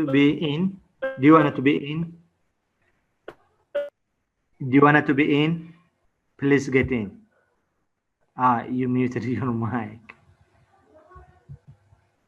ሌሎቻችሁስ ጥያቄ የለም Hello, doctor. Abet. Who is it? Masfin. Masfin. Masfin? Yeah, Masfin Ishete. Please come in. ያንተንና በተለይ የነ መሐመድን ሪፍሌክሽን ስለምፈልግ ነው አብዛኛውን እያወራን ያለነው ስፔሻሊ ከቦርድ ኦፍ ዳይሬክተርስ ጋር በተያያዘ ከባንኪንግ ሴክተር ጋር በተያያዘ ያለውን ነው ወደ መንግስት መስሪያ ቤቶች ስፔሻሊ ደግሞ የመንግስት ልማት ድርጅቶች ምንላቸው ከነሱ ጋር ተያይዞ ያለው ቦርድ ሜምበር አመዳደብና አብዛኛው ነገርም ይለያል መሰለኝ ከነዚህ ከባንክ ሴክተሮች ጋር ያለው እዛ ላይ ያለውን ነገር በአንተ በኩል ማለት ሪፍሌክሽን አለክ ሚሊዮን እንትን እንድትለን ነው Actually, just shall I take the initiative? Then Mohammed and Sintayo will follow me. They will Hello, share Doctor. their practical experiences. Actually, to my knowledge, the principle of board of directors, corporate governance is the same. Actually, is the same. The only difference, you are business administration, where you are a business administration student. እኛ የቢዝነስ አድሚኒስትሬሽን ስቱደንትስ የኛ ፕራይመሪ ጁሪስዲክሽን ምንድነው? ቢዝነስ ነው። ስለ ቢዝነስ ነው የምናወራ because our primary jurisdiction ኤሪያችን ቢዝነስ ስለሆነ ያንን ስንል ግን ኮርፖሬት ገቨርናንስ በሌሎቹ ነን ቢዝነስ በሆነ ሴክተር ውስጥ የለም ማለት አይደለም። now ኤንጂኦዎች አሉ። ለምሳሌ ኢትዮጵያ ውስጥ አንድ ማቃቸው አንድ ሁለተኛ በቦርድ እንደሚተዳደሩ አቃለው። ኢቭን አንድ ሁለት ጊዜ ትሬኒንግ ሄጄ እንደዚህ አይነት ኤክስፒሪየንስ አለኝ። በዩኒቨርሲቲ ውስጥ ዩኒቨርሲቲ በቦርድ ነው የሚተዳደረው። የመንግስት ልማት ድርጅቶች በቦርድ ነው የሚተዳደረው። my doubt የመንግስት ቦርድ ኦፍ ዳይሬክተር አመራረጥና ወይም የድርጅት ቦርድ ኦፍ ዳይሬክተር ስትሪክትነሱና ፕሮሲጀሩ they are quite different። ቀደም እንደማመድም ሲያስቀምጡ እንደነበረው ምንድነው ልክ ለምሳሌ አንድ የኢንዱስትሪ የፋይናንስ ኢንዱስትሪ ውስጥ ኢንቮልቭ ማድረግ የሚፈልግ ወይም ቦርድ ላይ ሲት የሚያደርግ ሰውዬ በዛ ኤሪያ ኢቭን 3 ሙያዎችን ክሊርሊ ስቴት አድርጎልን ነበር መሐመድ። law, business, IT primarily legally recognized የሚያደርጋቸው። በመንግስት ቤት ስታይ ግን መጀመሪያ የሚታየው ፖለቲካል አፊሊዬሽን ነው። የፖለቲካል አፊሊዬሽን ነው። እኔ in my knowledge እኔ መከላከያ የዩኒቨርሲቲ ቦርድ አባልና ቦርድ ሰብሳቢ የሆነበትም ኮንቴክስት አይቻለው። የመከላከያ ትልቅ ጄኔራል ያንድን አካዳሚክ ኢንስቲትዩሽን ቦርድ ሰብሳቢም ሆኖ ሰርቭ ያደረገበት አባል የሆነበት አቃለው እና ይሄኛው ምናልባት from the strict science point of view በጣም ብዙ ፋላሲዎች አሉት። at least you can say that እንዴ ፕሮፌሰሮች ለምን ያሆኑበት አካዳሚክስ ውስጥ ያሉት ለምን ያሆኑበት ከመንግስትም የመንግስትን ኢንተረስት ሊያስጠብቅ የሚችል የመንግስትን ፖሊሲ እና አፈጻጸምን ዎች ሊያደርግ የሚችል ሰው መኖር አለበት። ኖ ዳውት መኖር አለበት። አትሊስት ግን እንደ መምህር አካዳሚክ ውስጥ ምን መኖር አለበት? አትሊስት የአካዳሚክ ፍሌቨር ያለው አካዳሚክስ ምን እንደሆነ የሚያውቅ ዩኒቨርሲቲ ምን እንደሆነ የሚያውቅ ሰው ቢሆን የተሻለ ኮንትሪቢዩት ያደርጋል ብዬ ማምናለሁ። ግን በቢዝነስ ግን it is because the motive is a business making ያንን አንጋራንትድ የሆነ ሪስክ ማንም የሚወስድ አንጋራንትድ የሆነ ሪስክ የሚወስድ ሰው የለም in business. Therefore they are very strict as much as possible compared to government. የልማት ድርጅቶችም ላይም አስተውሳለሁ አንዳንዱ ትንሽ ኤክስፒሪየንስ እና አጋጣሚዎችም ነበሩና አንድ የመንግስት ሹመኛ በጣም 2-3 ቦርድ 4 ቦርድ ውስጥ ፓርቲሲፔት ሲያደርግ የነበረበት አጋጣሚ አቃለው። በጣም ብዙ ኢቭን እንደ አጀንዳ ሁሉ ዲስከስ ይደረግበት ነበር አቃለው። እና የኛ ፖይንት ግን just to get back to my point የኛ primarily issue it is የኛ jurisdiction business ስለሆነ ነው።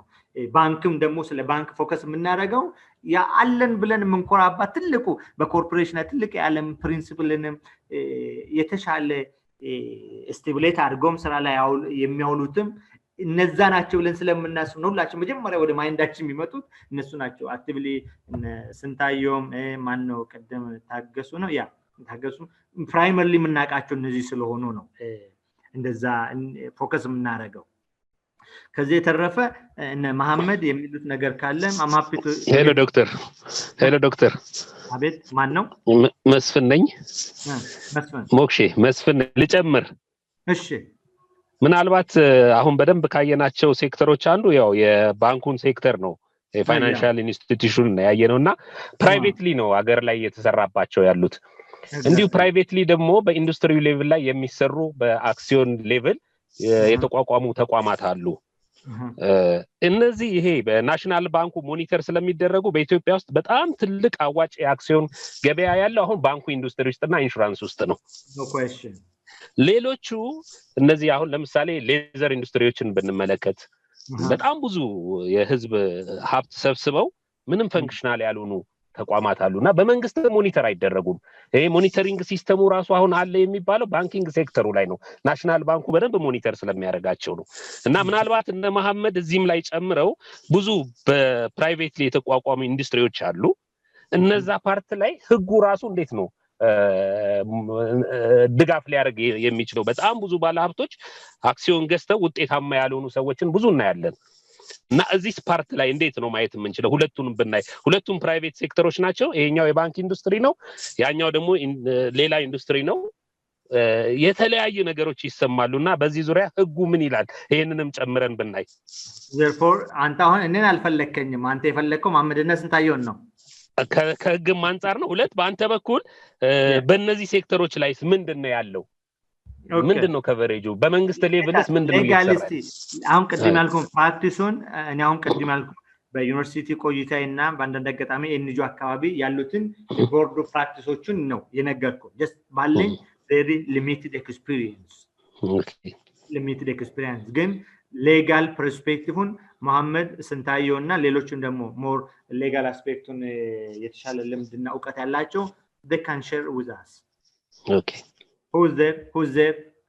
ስንታየው ወይንም መሐመድ? Who is in? Hello. Who is in? Hello doctor. አቤት ማን ነው?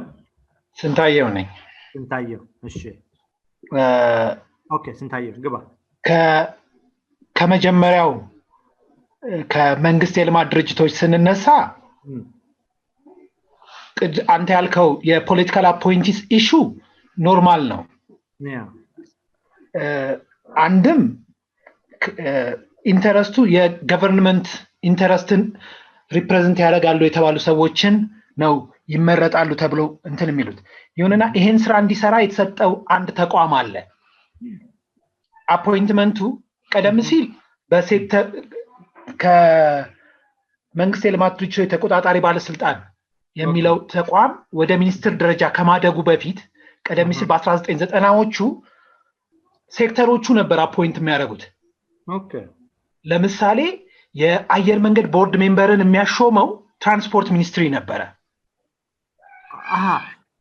ከፊት በዘጠናዎቹ እነሱ ተጠሪ የሆኑለት ተጠሪው መስሪያ ቤት ተጠሪው ሚኒስትር መስሪያ ቤት ነበር ቦርድ የሚያስመርጠው አይሲ በፊት። በኋላ ላይ ግን ይሄ ነገር ቀረና የመንግስት የልማት ድርጅቶች ተቆጣጣሪ ባለስልጣን የሚባለው ተቋም ይሄ ፕራይቬታይዜሽን ይመጣ እሱ ሆነ። ይሄ ስራ የመንግስት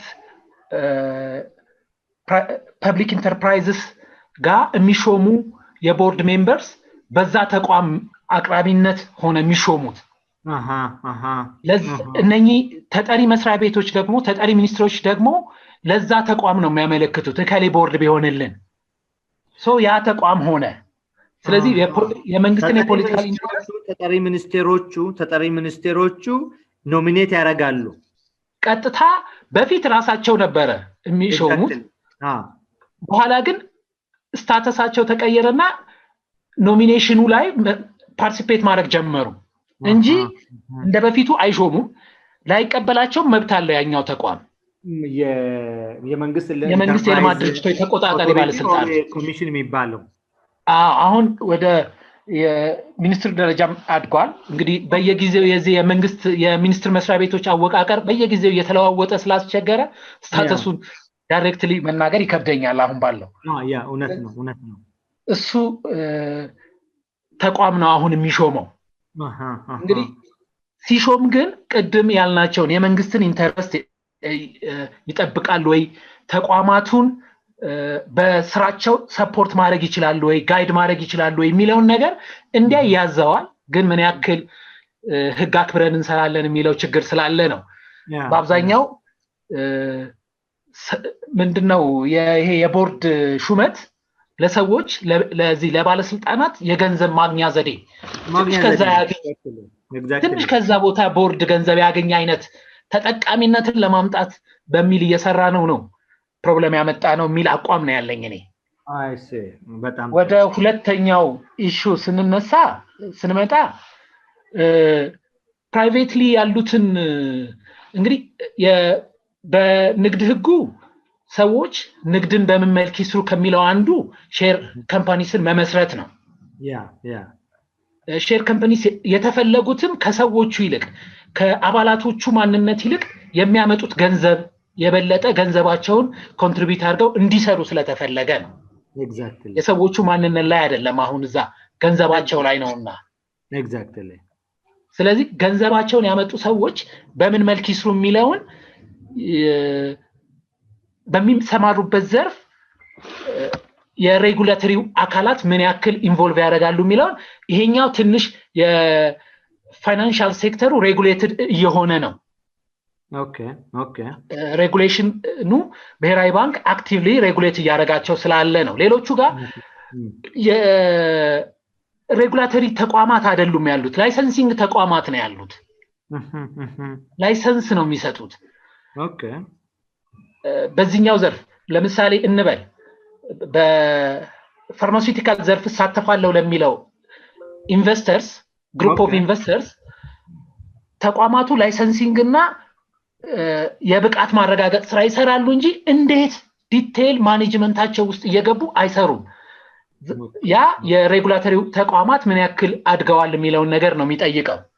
በእርግጥ እያደጉ ሲሄዱ እንደዚሁም ሬጉላተርስ እየመጡ ምን አይነት የማኔጅመንት ስታይል አላችሁ የሚለው ነገር ሊዲቨሎፕ ሊያደርግ ይችላል። ልክ ይሄ የመንግስት የገንዘብ ጉዳይ ላይ ዳይሬክትሊ ገንዘብ ስለሆነ የሌሎችንም ገንዘብ ስለሚሰበስቡ ነው ብሔራዊ ባንክ ትንሽ ታይት የኛ የሞኔታሪ ሲስተም ታይት የሆነ ስለሆነ ነው እንጂ በሌሎች ሴክተሮች ላይ እንደዚህ ሬጉላተሪስ እንዲገቡ ህጎች አያስገድዱም አሁን ባለው ሁኔታ። ኦኬ ወደፊት ግን ይኖራሉ የሚል አሰምሽንስ አሉ። ኦኬ ቬሪ ናይስ አመሰግናለሁ። እሺ በጣም ማመሰግነ መሐመድ can you add? ያው በተለይ የመንግስት የልማት ድርጅቶችን በተመለከተ ስንታየው በደንብ በሰፊው ያነሳው ስለሆነ እሱ ውስጥ አልገባም ነኝ። ነገር ግን ሁሉም የመንግስት የልማት ድርጅቶች በኪሳራ የሚሄዱ ናቸው የሚለው ያው እንደዛ አይነት አሰምሽን መያዝ የለበትም። ለኢትዮ ቴሌኮም፣ የኢትዮጵያን ኤርላይንስ፣ የኮመርሻል ባንክ ኦፍ ኢትዮጵያ እነዚህ የመሳሰሉ ድርጅቶች በጣም አትራፊና ሊደርሺፓቸው በጣም የበለጸገ ሲስተም የሚከተሉ ናቸው። ይሄ ሆኖ በተለይ ጓደኛችን የጠየቀን በአክሲዮን እየተደራጁ ብዙ ገንዘባቸውን አፍሰው እዛ ላይ ያው በቦርዱ ኢንአክቲቭ ሲሆንና ውጤታማ ሳይሆን ምንድነው ማድረግ የሚቻለው የሚለውን በተመለከተ የንግድ ህጉ ላይ የተቀመጡ ግልጽ ድንጋጌዎች አሉ። አንደኛ ያው በቦርድ ኦፍ ዳይሬክተርስ በጠቅላላ ጉባኤ የሚወከሉ ስለሆኑ እነሱን ፐርፎርማንሳቸውን አይተው እንዲነሱ ማድረግ ይችላሉ። ጠቅላላ ጉባኤ ተጠርቶ በጠቅላላ ጉባኤ እንዲነሱ ከፖዚሽናቸው እንዲነሱ ማድረግ ይቻላል። ከዚህ በተጨማሪ በድርጅቱ ላይ ፕሮፌሽናል ዲዩቲያቸውን በአግባቡ ባለመወጣታቸው የሚደርስ ኪሳራም ዳሜጅም ካለ ኢቭን በዛም መጠየቅ ይቻላል። የብሪች ኦፍ ፕሮፌሽናል ዲዩቲ በኢትዮጵያ ህግ የሚያስጠይቅ ነው። ማለት በቦርድ ኦፍ ዳይሬክተር ላይ ሲመረጥ አንድ ሰው ፕሪቪሌጅ ተብሎ ከታሰበ ዲዩቲም አለው። ዲዩቲ በህጉ የተቀመጡ ሚኒመም ሪኳየርመንቶች መሟላታቸው፣ የድርጅቱ የቢዝነስ ፕላን እንዲሳካ ያደረጉት ጥረት፣ እነዚህ ሁሉ ታይተው በአግባቡ ካልሰሩ በህግ ሊጠየቁ የሚችሉበት አግባብ አለ። የንግድ ህጉ እንትን ወርድ ባይ ወርድ ምንድነው የሚለው? የቦርድ ኦፍ ዳይሬክተርስ they are responsible for not showing care and diligence የሚል ተርም አለው። care and diligence ፕሮፌሽናል ዲዩቲያቸውን ሲወጡ care and diligence ካላሳዩ በህጉ ይጠየቃሉ። በህጉ ተጠያቂነታቸው jointly and severally ነው። ይሄ ምን ማለት ነው? በግልና በተናጠል እኔ የቦርድ ኦፍ ዳይሬክተር ሆኜ በግሌ በሰራም ሌሎቹ ባለመስራታቸውና ልጠየቅ እችላለሁ። ስለዚህ የእንደዚህ የግል አክሲዮኖችም ቢሆን ህጉ የሚጠየቁበት መንገድ አለና ያው ልምዱ የለም ወደ ፍርድ ቤት የመሄድና መብትን ኤክሰርሳይዝ የማድረግ ልምዱ ስለሌለ ነው እንጂ ቦርድ ኦፍ ዳይሬክተሮቹ የግል ተቋማት ላይም ተጠያቂዎች ናቸው በንግድ ህጉ መሰረት። ታንክ ዩ ዶክተር። ኦኬ በጣም ነው የማመሰግናቸው። መስፍን መቼም ከዚህ የበለጠ ከኔ የምጠብቀው ከዚህ ባለሙያዎች በቃ አሪፍ ተመልሶልኛል። በደንብ ተመልሶልሃል አይደል? አዎ በደንብ ተመልሷል። በጣም አመሰግናቸው። እሺ አመሰግናቸው። ታንክ ዩ ማሙድ። እሺ let us get into the last topic of our today's section at the same time chapter 3. What should be the other important thing when we are talking about corporate governance? It is the role of top managers. Top managers ኃላፊነት ምን መምሰል አለበት ወይም ኃላፊነታቸው ምንድነው? Did you know any theories about the role of top management theory የምታውቁት አለ? ለምሳሌ is there anyone who knows about the theories of upper excellence theory? upper excellence theory የሚያውቅ ሰው አለ?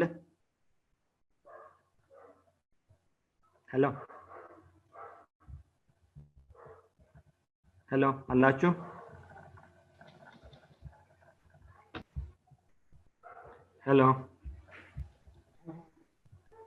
ሄሎ ይሰማል ዶክተር? ይሰማል። ስለ እንደነዚህ upper excellence theory የሚያውቅ አለ? ታውቃለህ? እኔ አላውቅም ዶክተር። upper excellence theory አታውቅም? እሺ እነ system theory system theory. Anyway, my point here is እነዚህ እንግዲህ ቀደም እንዳለው even አንዳንዶች ደግሞ the management model የሚሉ ቴዎሪዎች አሉ። ይሄ ምን ማለት ነው? ድርጅቶች ቦርድ ኦፍ ዳይሬክተሮች ቢኖሩም ድርጅቶች የበላይ አስተዳዳሪዎቻቸው ነጸብራቆች ናቸው የሚሉ ትልቅ አርጊውመንት አለ። አንዳንዶቹ managers are symbolic. managers ምንም ሮል የላቸውም። managers are just their role is executing what has been decided by board of directors ብለው አድርገውና more of their representation in the organization is symbolic ብለው አርጊው የሚያደርጋሉ። ግን in reality top managers እጅግ በጣም important active actors ናቸው። ያንድን ድርጅት ሪፕሬዘንት የሚያደርጉ አንድን ድርጅት በእያንዳንዱ ገጽታው ላይ የአሻራቸውን ማስቀመጥ የሚችሉ ናቸው። እነዚህ እንግዲህ the artists ባላደራዎች ናቸው። እነዚህ ቶፕ ማኔጀሮች የባለሀብቶችን ገንዘብን የሚያስተዳድሩ ባላደራዎች ናቸው። እነዚህ ባላደራዎች ትልቅ ስልጣን አላቸው። because of organizational power እነሱ ገንዘብ ብቻም አይደለም የሚሰጧቸው ስልጣንም ነው የሰጧቸውና chief executive officers ወይም ከሱ ስር ያሉት እጅግ በጣም ትልቅ ኤምፓየር መፍጠር የሚችሉ ናቸውና የነሱ ድርሻ በኮርፖሬት ገቨርናንስ ውስጥ ትልቅ ሚና አለው። just to mention few of them ለምሳሌ top managers they have the responsibility of delivering executive leadership delivery ማድረግ ያ ማለት ምን ማለት ነው? they can direct the firms to the future ወደ future የሚወስዱት የድርጅቱን መልካም ካልቸር ኢንስቶል የሚያደርጉ ለምን ብዙ ጊዜ የድርጅቶች culture organizational culture I don't know whether you have learned it or not የድርጅት culture ብዙ ጊዜ they are the reflection of their top managers ናቸው። አንድ ድርጅት ቀደም ብያለሁ አንድ ድርጅት የበላይ አካላቶቹ ነጸብራቅ ናቸው። therefore they are very important. then even they can play a lot in improving corporate governance. የስትራቴጂ ዲቨሎፕ የማድረግ የድርጅቱ ራዕይን የመወሰን ምን አይነት ራዕይ almost የድርጅቱ ራዕይ የግለሰቦቹን ራዕይ ነው የሚመስለው። if they are visionary if they are effective leaders ራዕይን ዲቨሎፕ ማድረግ ይችላሉ። ካልቸርን አፕሮፕሪየት ካልቸርን ኢንስቶል ያደርጋሉ። ኢንስቶል ብቻ ማለት አይደለም፣ ማድረግም ብቻም አይደለም። they make the employees to live by those orientations by their philosophy እና የበላይ አካላቶች ፊሎሶፊ እጅግ በጣም ኢምፖርታንት ናቸው እና የባለደራዎችም ስለሆኑ ትልቅ ሚና አላቸው። በተለይ ትራንስፎርሜሽናል ሊደርሺፕ ኳሊቲ ያላቸው ቶፕ ሊደሮች ድርጅትን ትራንስፎርም የማድረግ አቅማቸው እጅግ በጣም የላቀ ነው። ለዛም ነው ትራንስፎርሜሽናል ሊደርስ ኪ ኢፌክቲቭ ሊደርስ ምናቸው አክቹአሊ ትራንስፎርሜሽናል ሊደርሺፕ ኳሊቲ ያላቸው ኤግዚኪዩቲቭ ለማለት ነውና they can articulate the strategic vision for the corporation. They can present a role for others to identify with and follow their orientation. እና አለቃ ድርጅትን መግደል ይችላል፣ ድርጅትን ማኖር፣ ድርጅትን ማሻገር ይችላል። የቶፕ ማኔጀሮች ናቸው። ቶፕ ማኔጀር ማለት ነውና እነሱ ኢንስቶል የሚያደርጉት ካልቸር ኢንስቶል ማድረግ ብቻ አይደለም፣ ከስራቸው ያላቸው ሰራተኞችን በዛ ካልቸር ውስጥ እንዲኖሩ ማድረግ ከድርጅቱ ጋር ራሳቸውን አይደንቲፋይ እንዲያደርጉ የማድረግ አቅም አላቸውና ቶፕ ማኔጀሮች በኮርፖሬት ገቨርናንስ ውስጥ ያላቸው ድርሻ እጅግ በጣም ትልቅ ነው። hopefully I shared with you a book already, you can read a lot እና የቶፕ ማኔጀር እንግዲህ በኮርፖሬት ገቨርናንስ ውስጥ እነዚህ አክቲቭ ግለሰቦችን ያየ ነው። in one hand board of directors የቶፕ የበላይ አለቆች የቶፕ የቺፍ ኤግዚኪዩቲቭ አለቆች or a bridge between executive managers and shareholders ከዛ ስር ደግሞ ቶፕ ማኔጀሮች ናቸው እና ቶፕ ማኔጀር ከተበላሸ አለቃው ብቁ ካልሆነ ብቁም ብቻ ሳይሆን ዲሲፕሊን ኢቲካል ሞራል ስታንዳርዳቸው ሃይ ካልሆነ they can kill the firm እና ትልቅ ሚና አላቸው። ለዛም ነው ብዙ ጊዜ አርጊመንቱ ምንድነው ድርጅት ኦርጋናይዜሽናል ካልቸር የሰራተኛ ባህሪ it is the reflection of top level managers behaviors የሚባሉና እነሱን ነው የሚመስለውና እኛም ቦርድ ኦፍ ዳይሬክተር ወይም ኮርፖሬት ገቨርናንስ እናወራ we need to make sure that highly qualified top managers academically or experienced at the same time discipline wise moral wise and then you know it can በለጠም እና አንዳንዶቹ በሙያ በጣም ብቁ ይሆናሉ but with moral aspect they are not well developed እና እነዚህን ፕሌስ የማድረግ ቦርድ ኦፍ ዳይሬክተር ድርሻ ያለውና ደና አለቆች ካሉ ድርጅቱን የማሻገሩ ተስፋ በጣም ቀላል ነው የሚሆነው እና የቻፕተር 3 ይሄንን ብዬ አጠቃልላለሁ። ጥያቄ ካላችሁ you can raise, otherwise አንድ የመጀመሪያ ፕሮጀክት አለኝ እሱም ፕሮጀክትም ሼር ላድርጋችሁና እናጠቃልላለን የዛሬን ክላስ።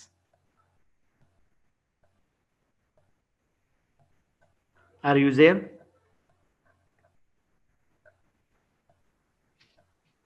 Yes, doctor. እሺ ማን ልበል? ማነሽ? የሴት ድምጽ ነው የሰማሁት።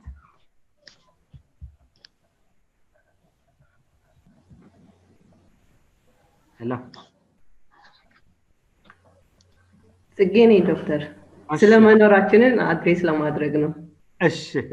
እሺ እንኳን ኖራችሁ then ጥያቄ ካላችሁ ፎርዋርድ አድርጉልኝና we can discuss on them, otherwise የመጀመሪያውን ፕሮጀክት ልስጣችሁና የዛሬውን ክላስ እናጠናቀቃለን።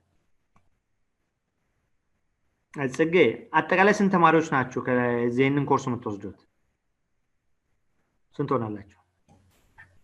I don't know ዶክተር ወደ 50 ምናምን ነበርን አሁን ወደ 2-3 ግሩፕ ስለተከፈለ እኔ ያን እንደሆነ አላውቅም በእርግጠኝነት። ማን ነው ይሄንን ሊያውቅ የሚችለው? ሪፕሬዘንታቲቭ ግርማ ሞገስ የለም እንደ ዛሬ ሊስት ውስጥ? ግርማ ሞገስ የለም ዛሬ። I think he is a representative.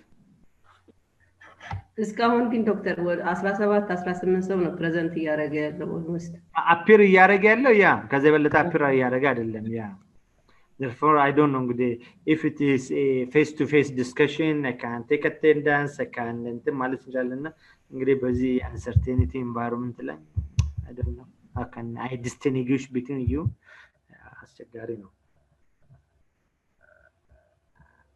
እና ኤኒዌይ እሺ አሳይመንት ልስጣችሁና አሳይመንት እንደ ሼር ላድርጋችሁ ስለዚህ ይሄን ከዚህ ልውጣና አንድ አሳይመንት አለኝ somebody is inboxing me who is Mohammed Abdullah okay I think this is very important let me copy it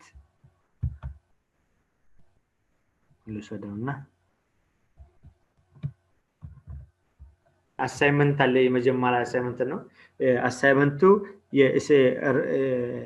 report ነው which you're going to submit in soft copy topic international corporate governance ነው corporate it is an individual assignment at least it says incorporate corporate governance practices from different economies I mean from different world or different economies for example Europe እያንዳንዱ ሀገሮች የራሳቸው አላቸው ግን more comprehensive understanding and a wide understanding yes it is better if you can incorporate the corporate governance practice from emerging economies let us say China like Singapore Brazil እና ምዕራባውያኖች ምን ይመስላል የሚለው የታዳጊ ሀገሮችም incorporate ብታረጉ የሚል ነው the guidelines here it is I will attach you via Girma Mogas email reference I need you to refer at least 4 references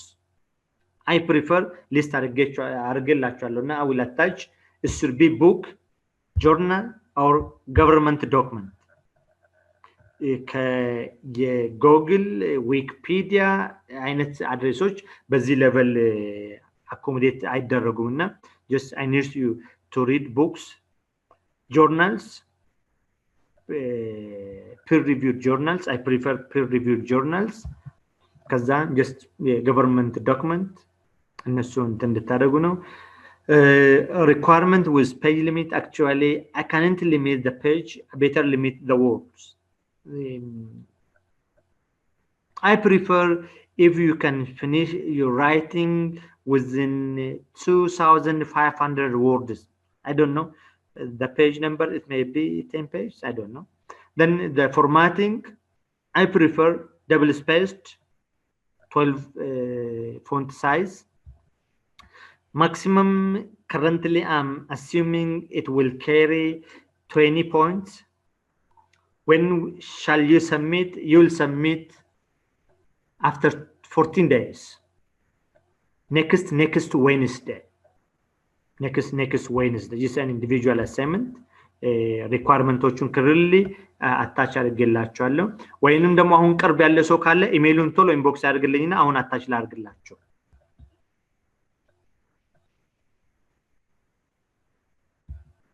anyone እየሰማችሁ ነው አይደል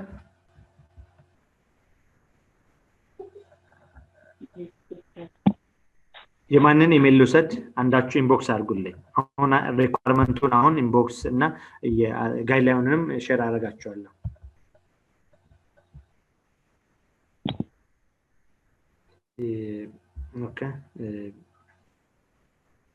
okay I got to email እሺ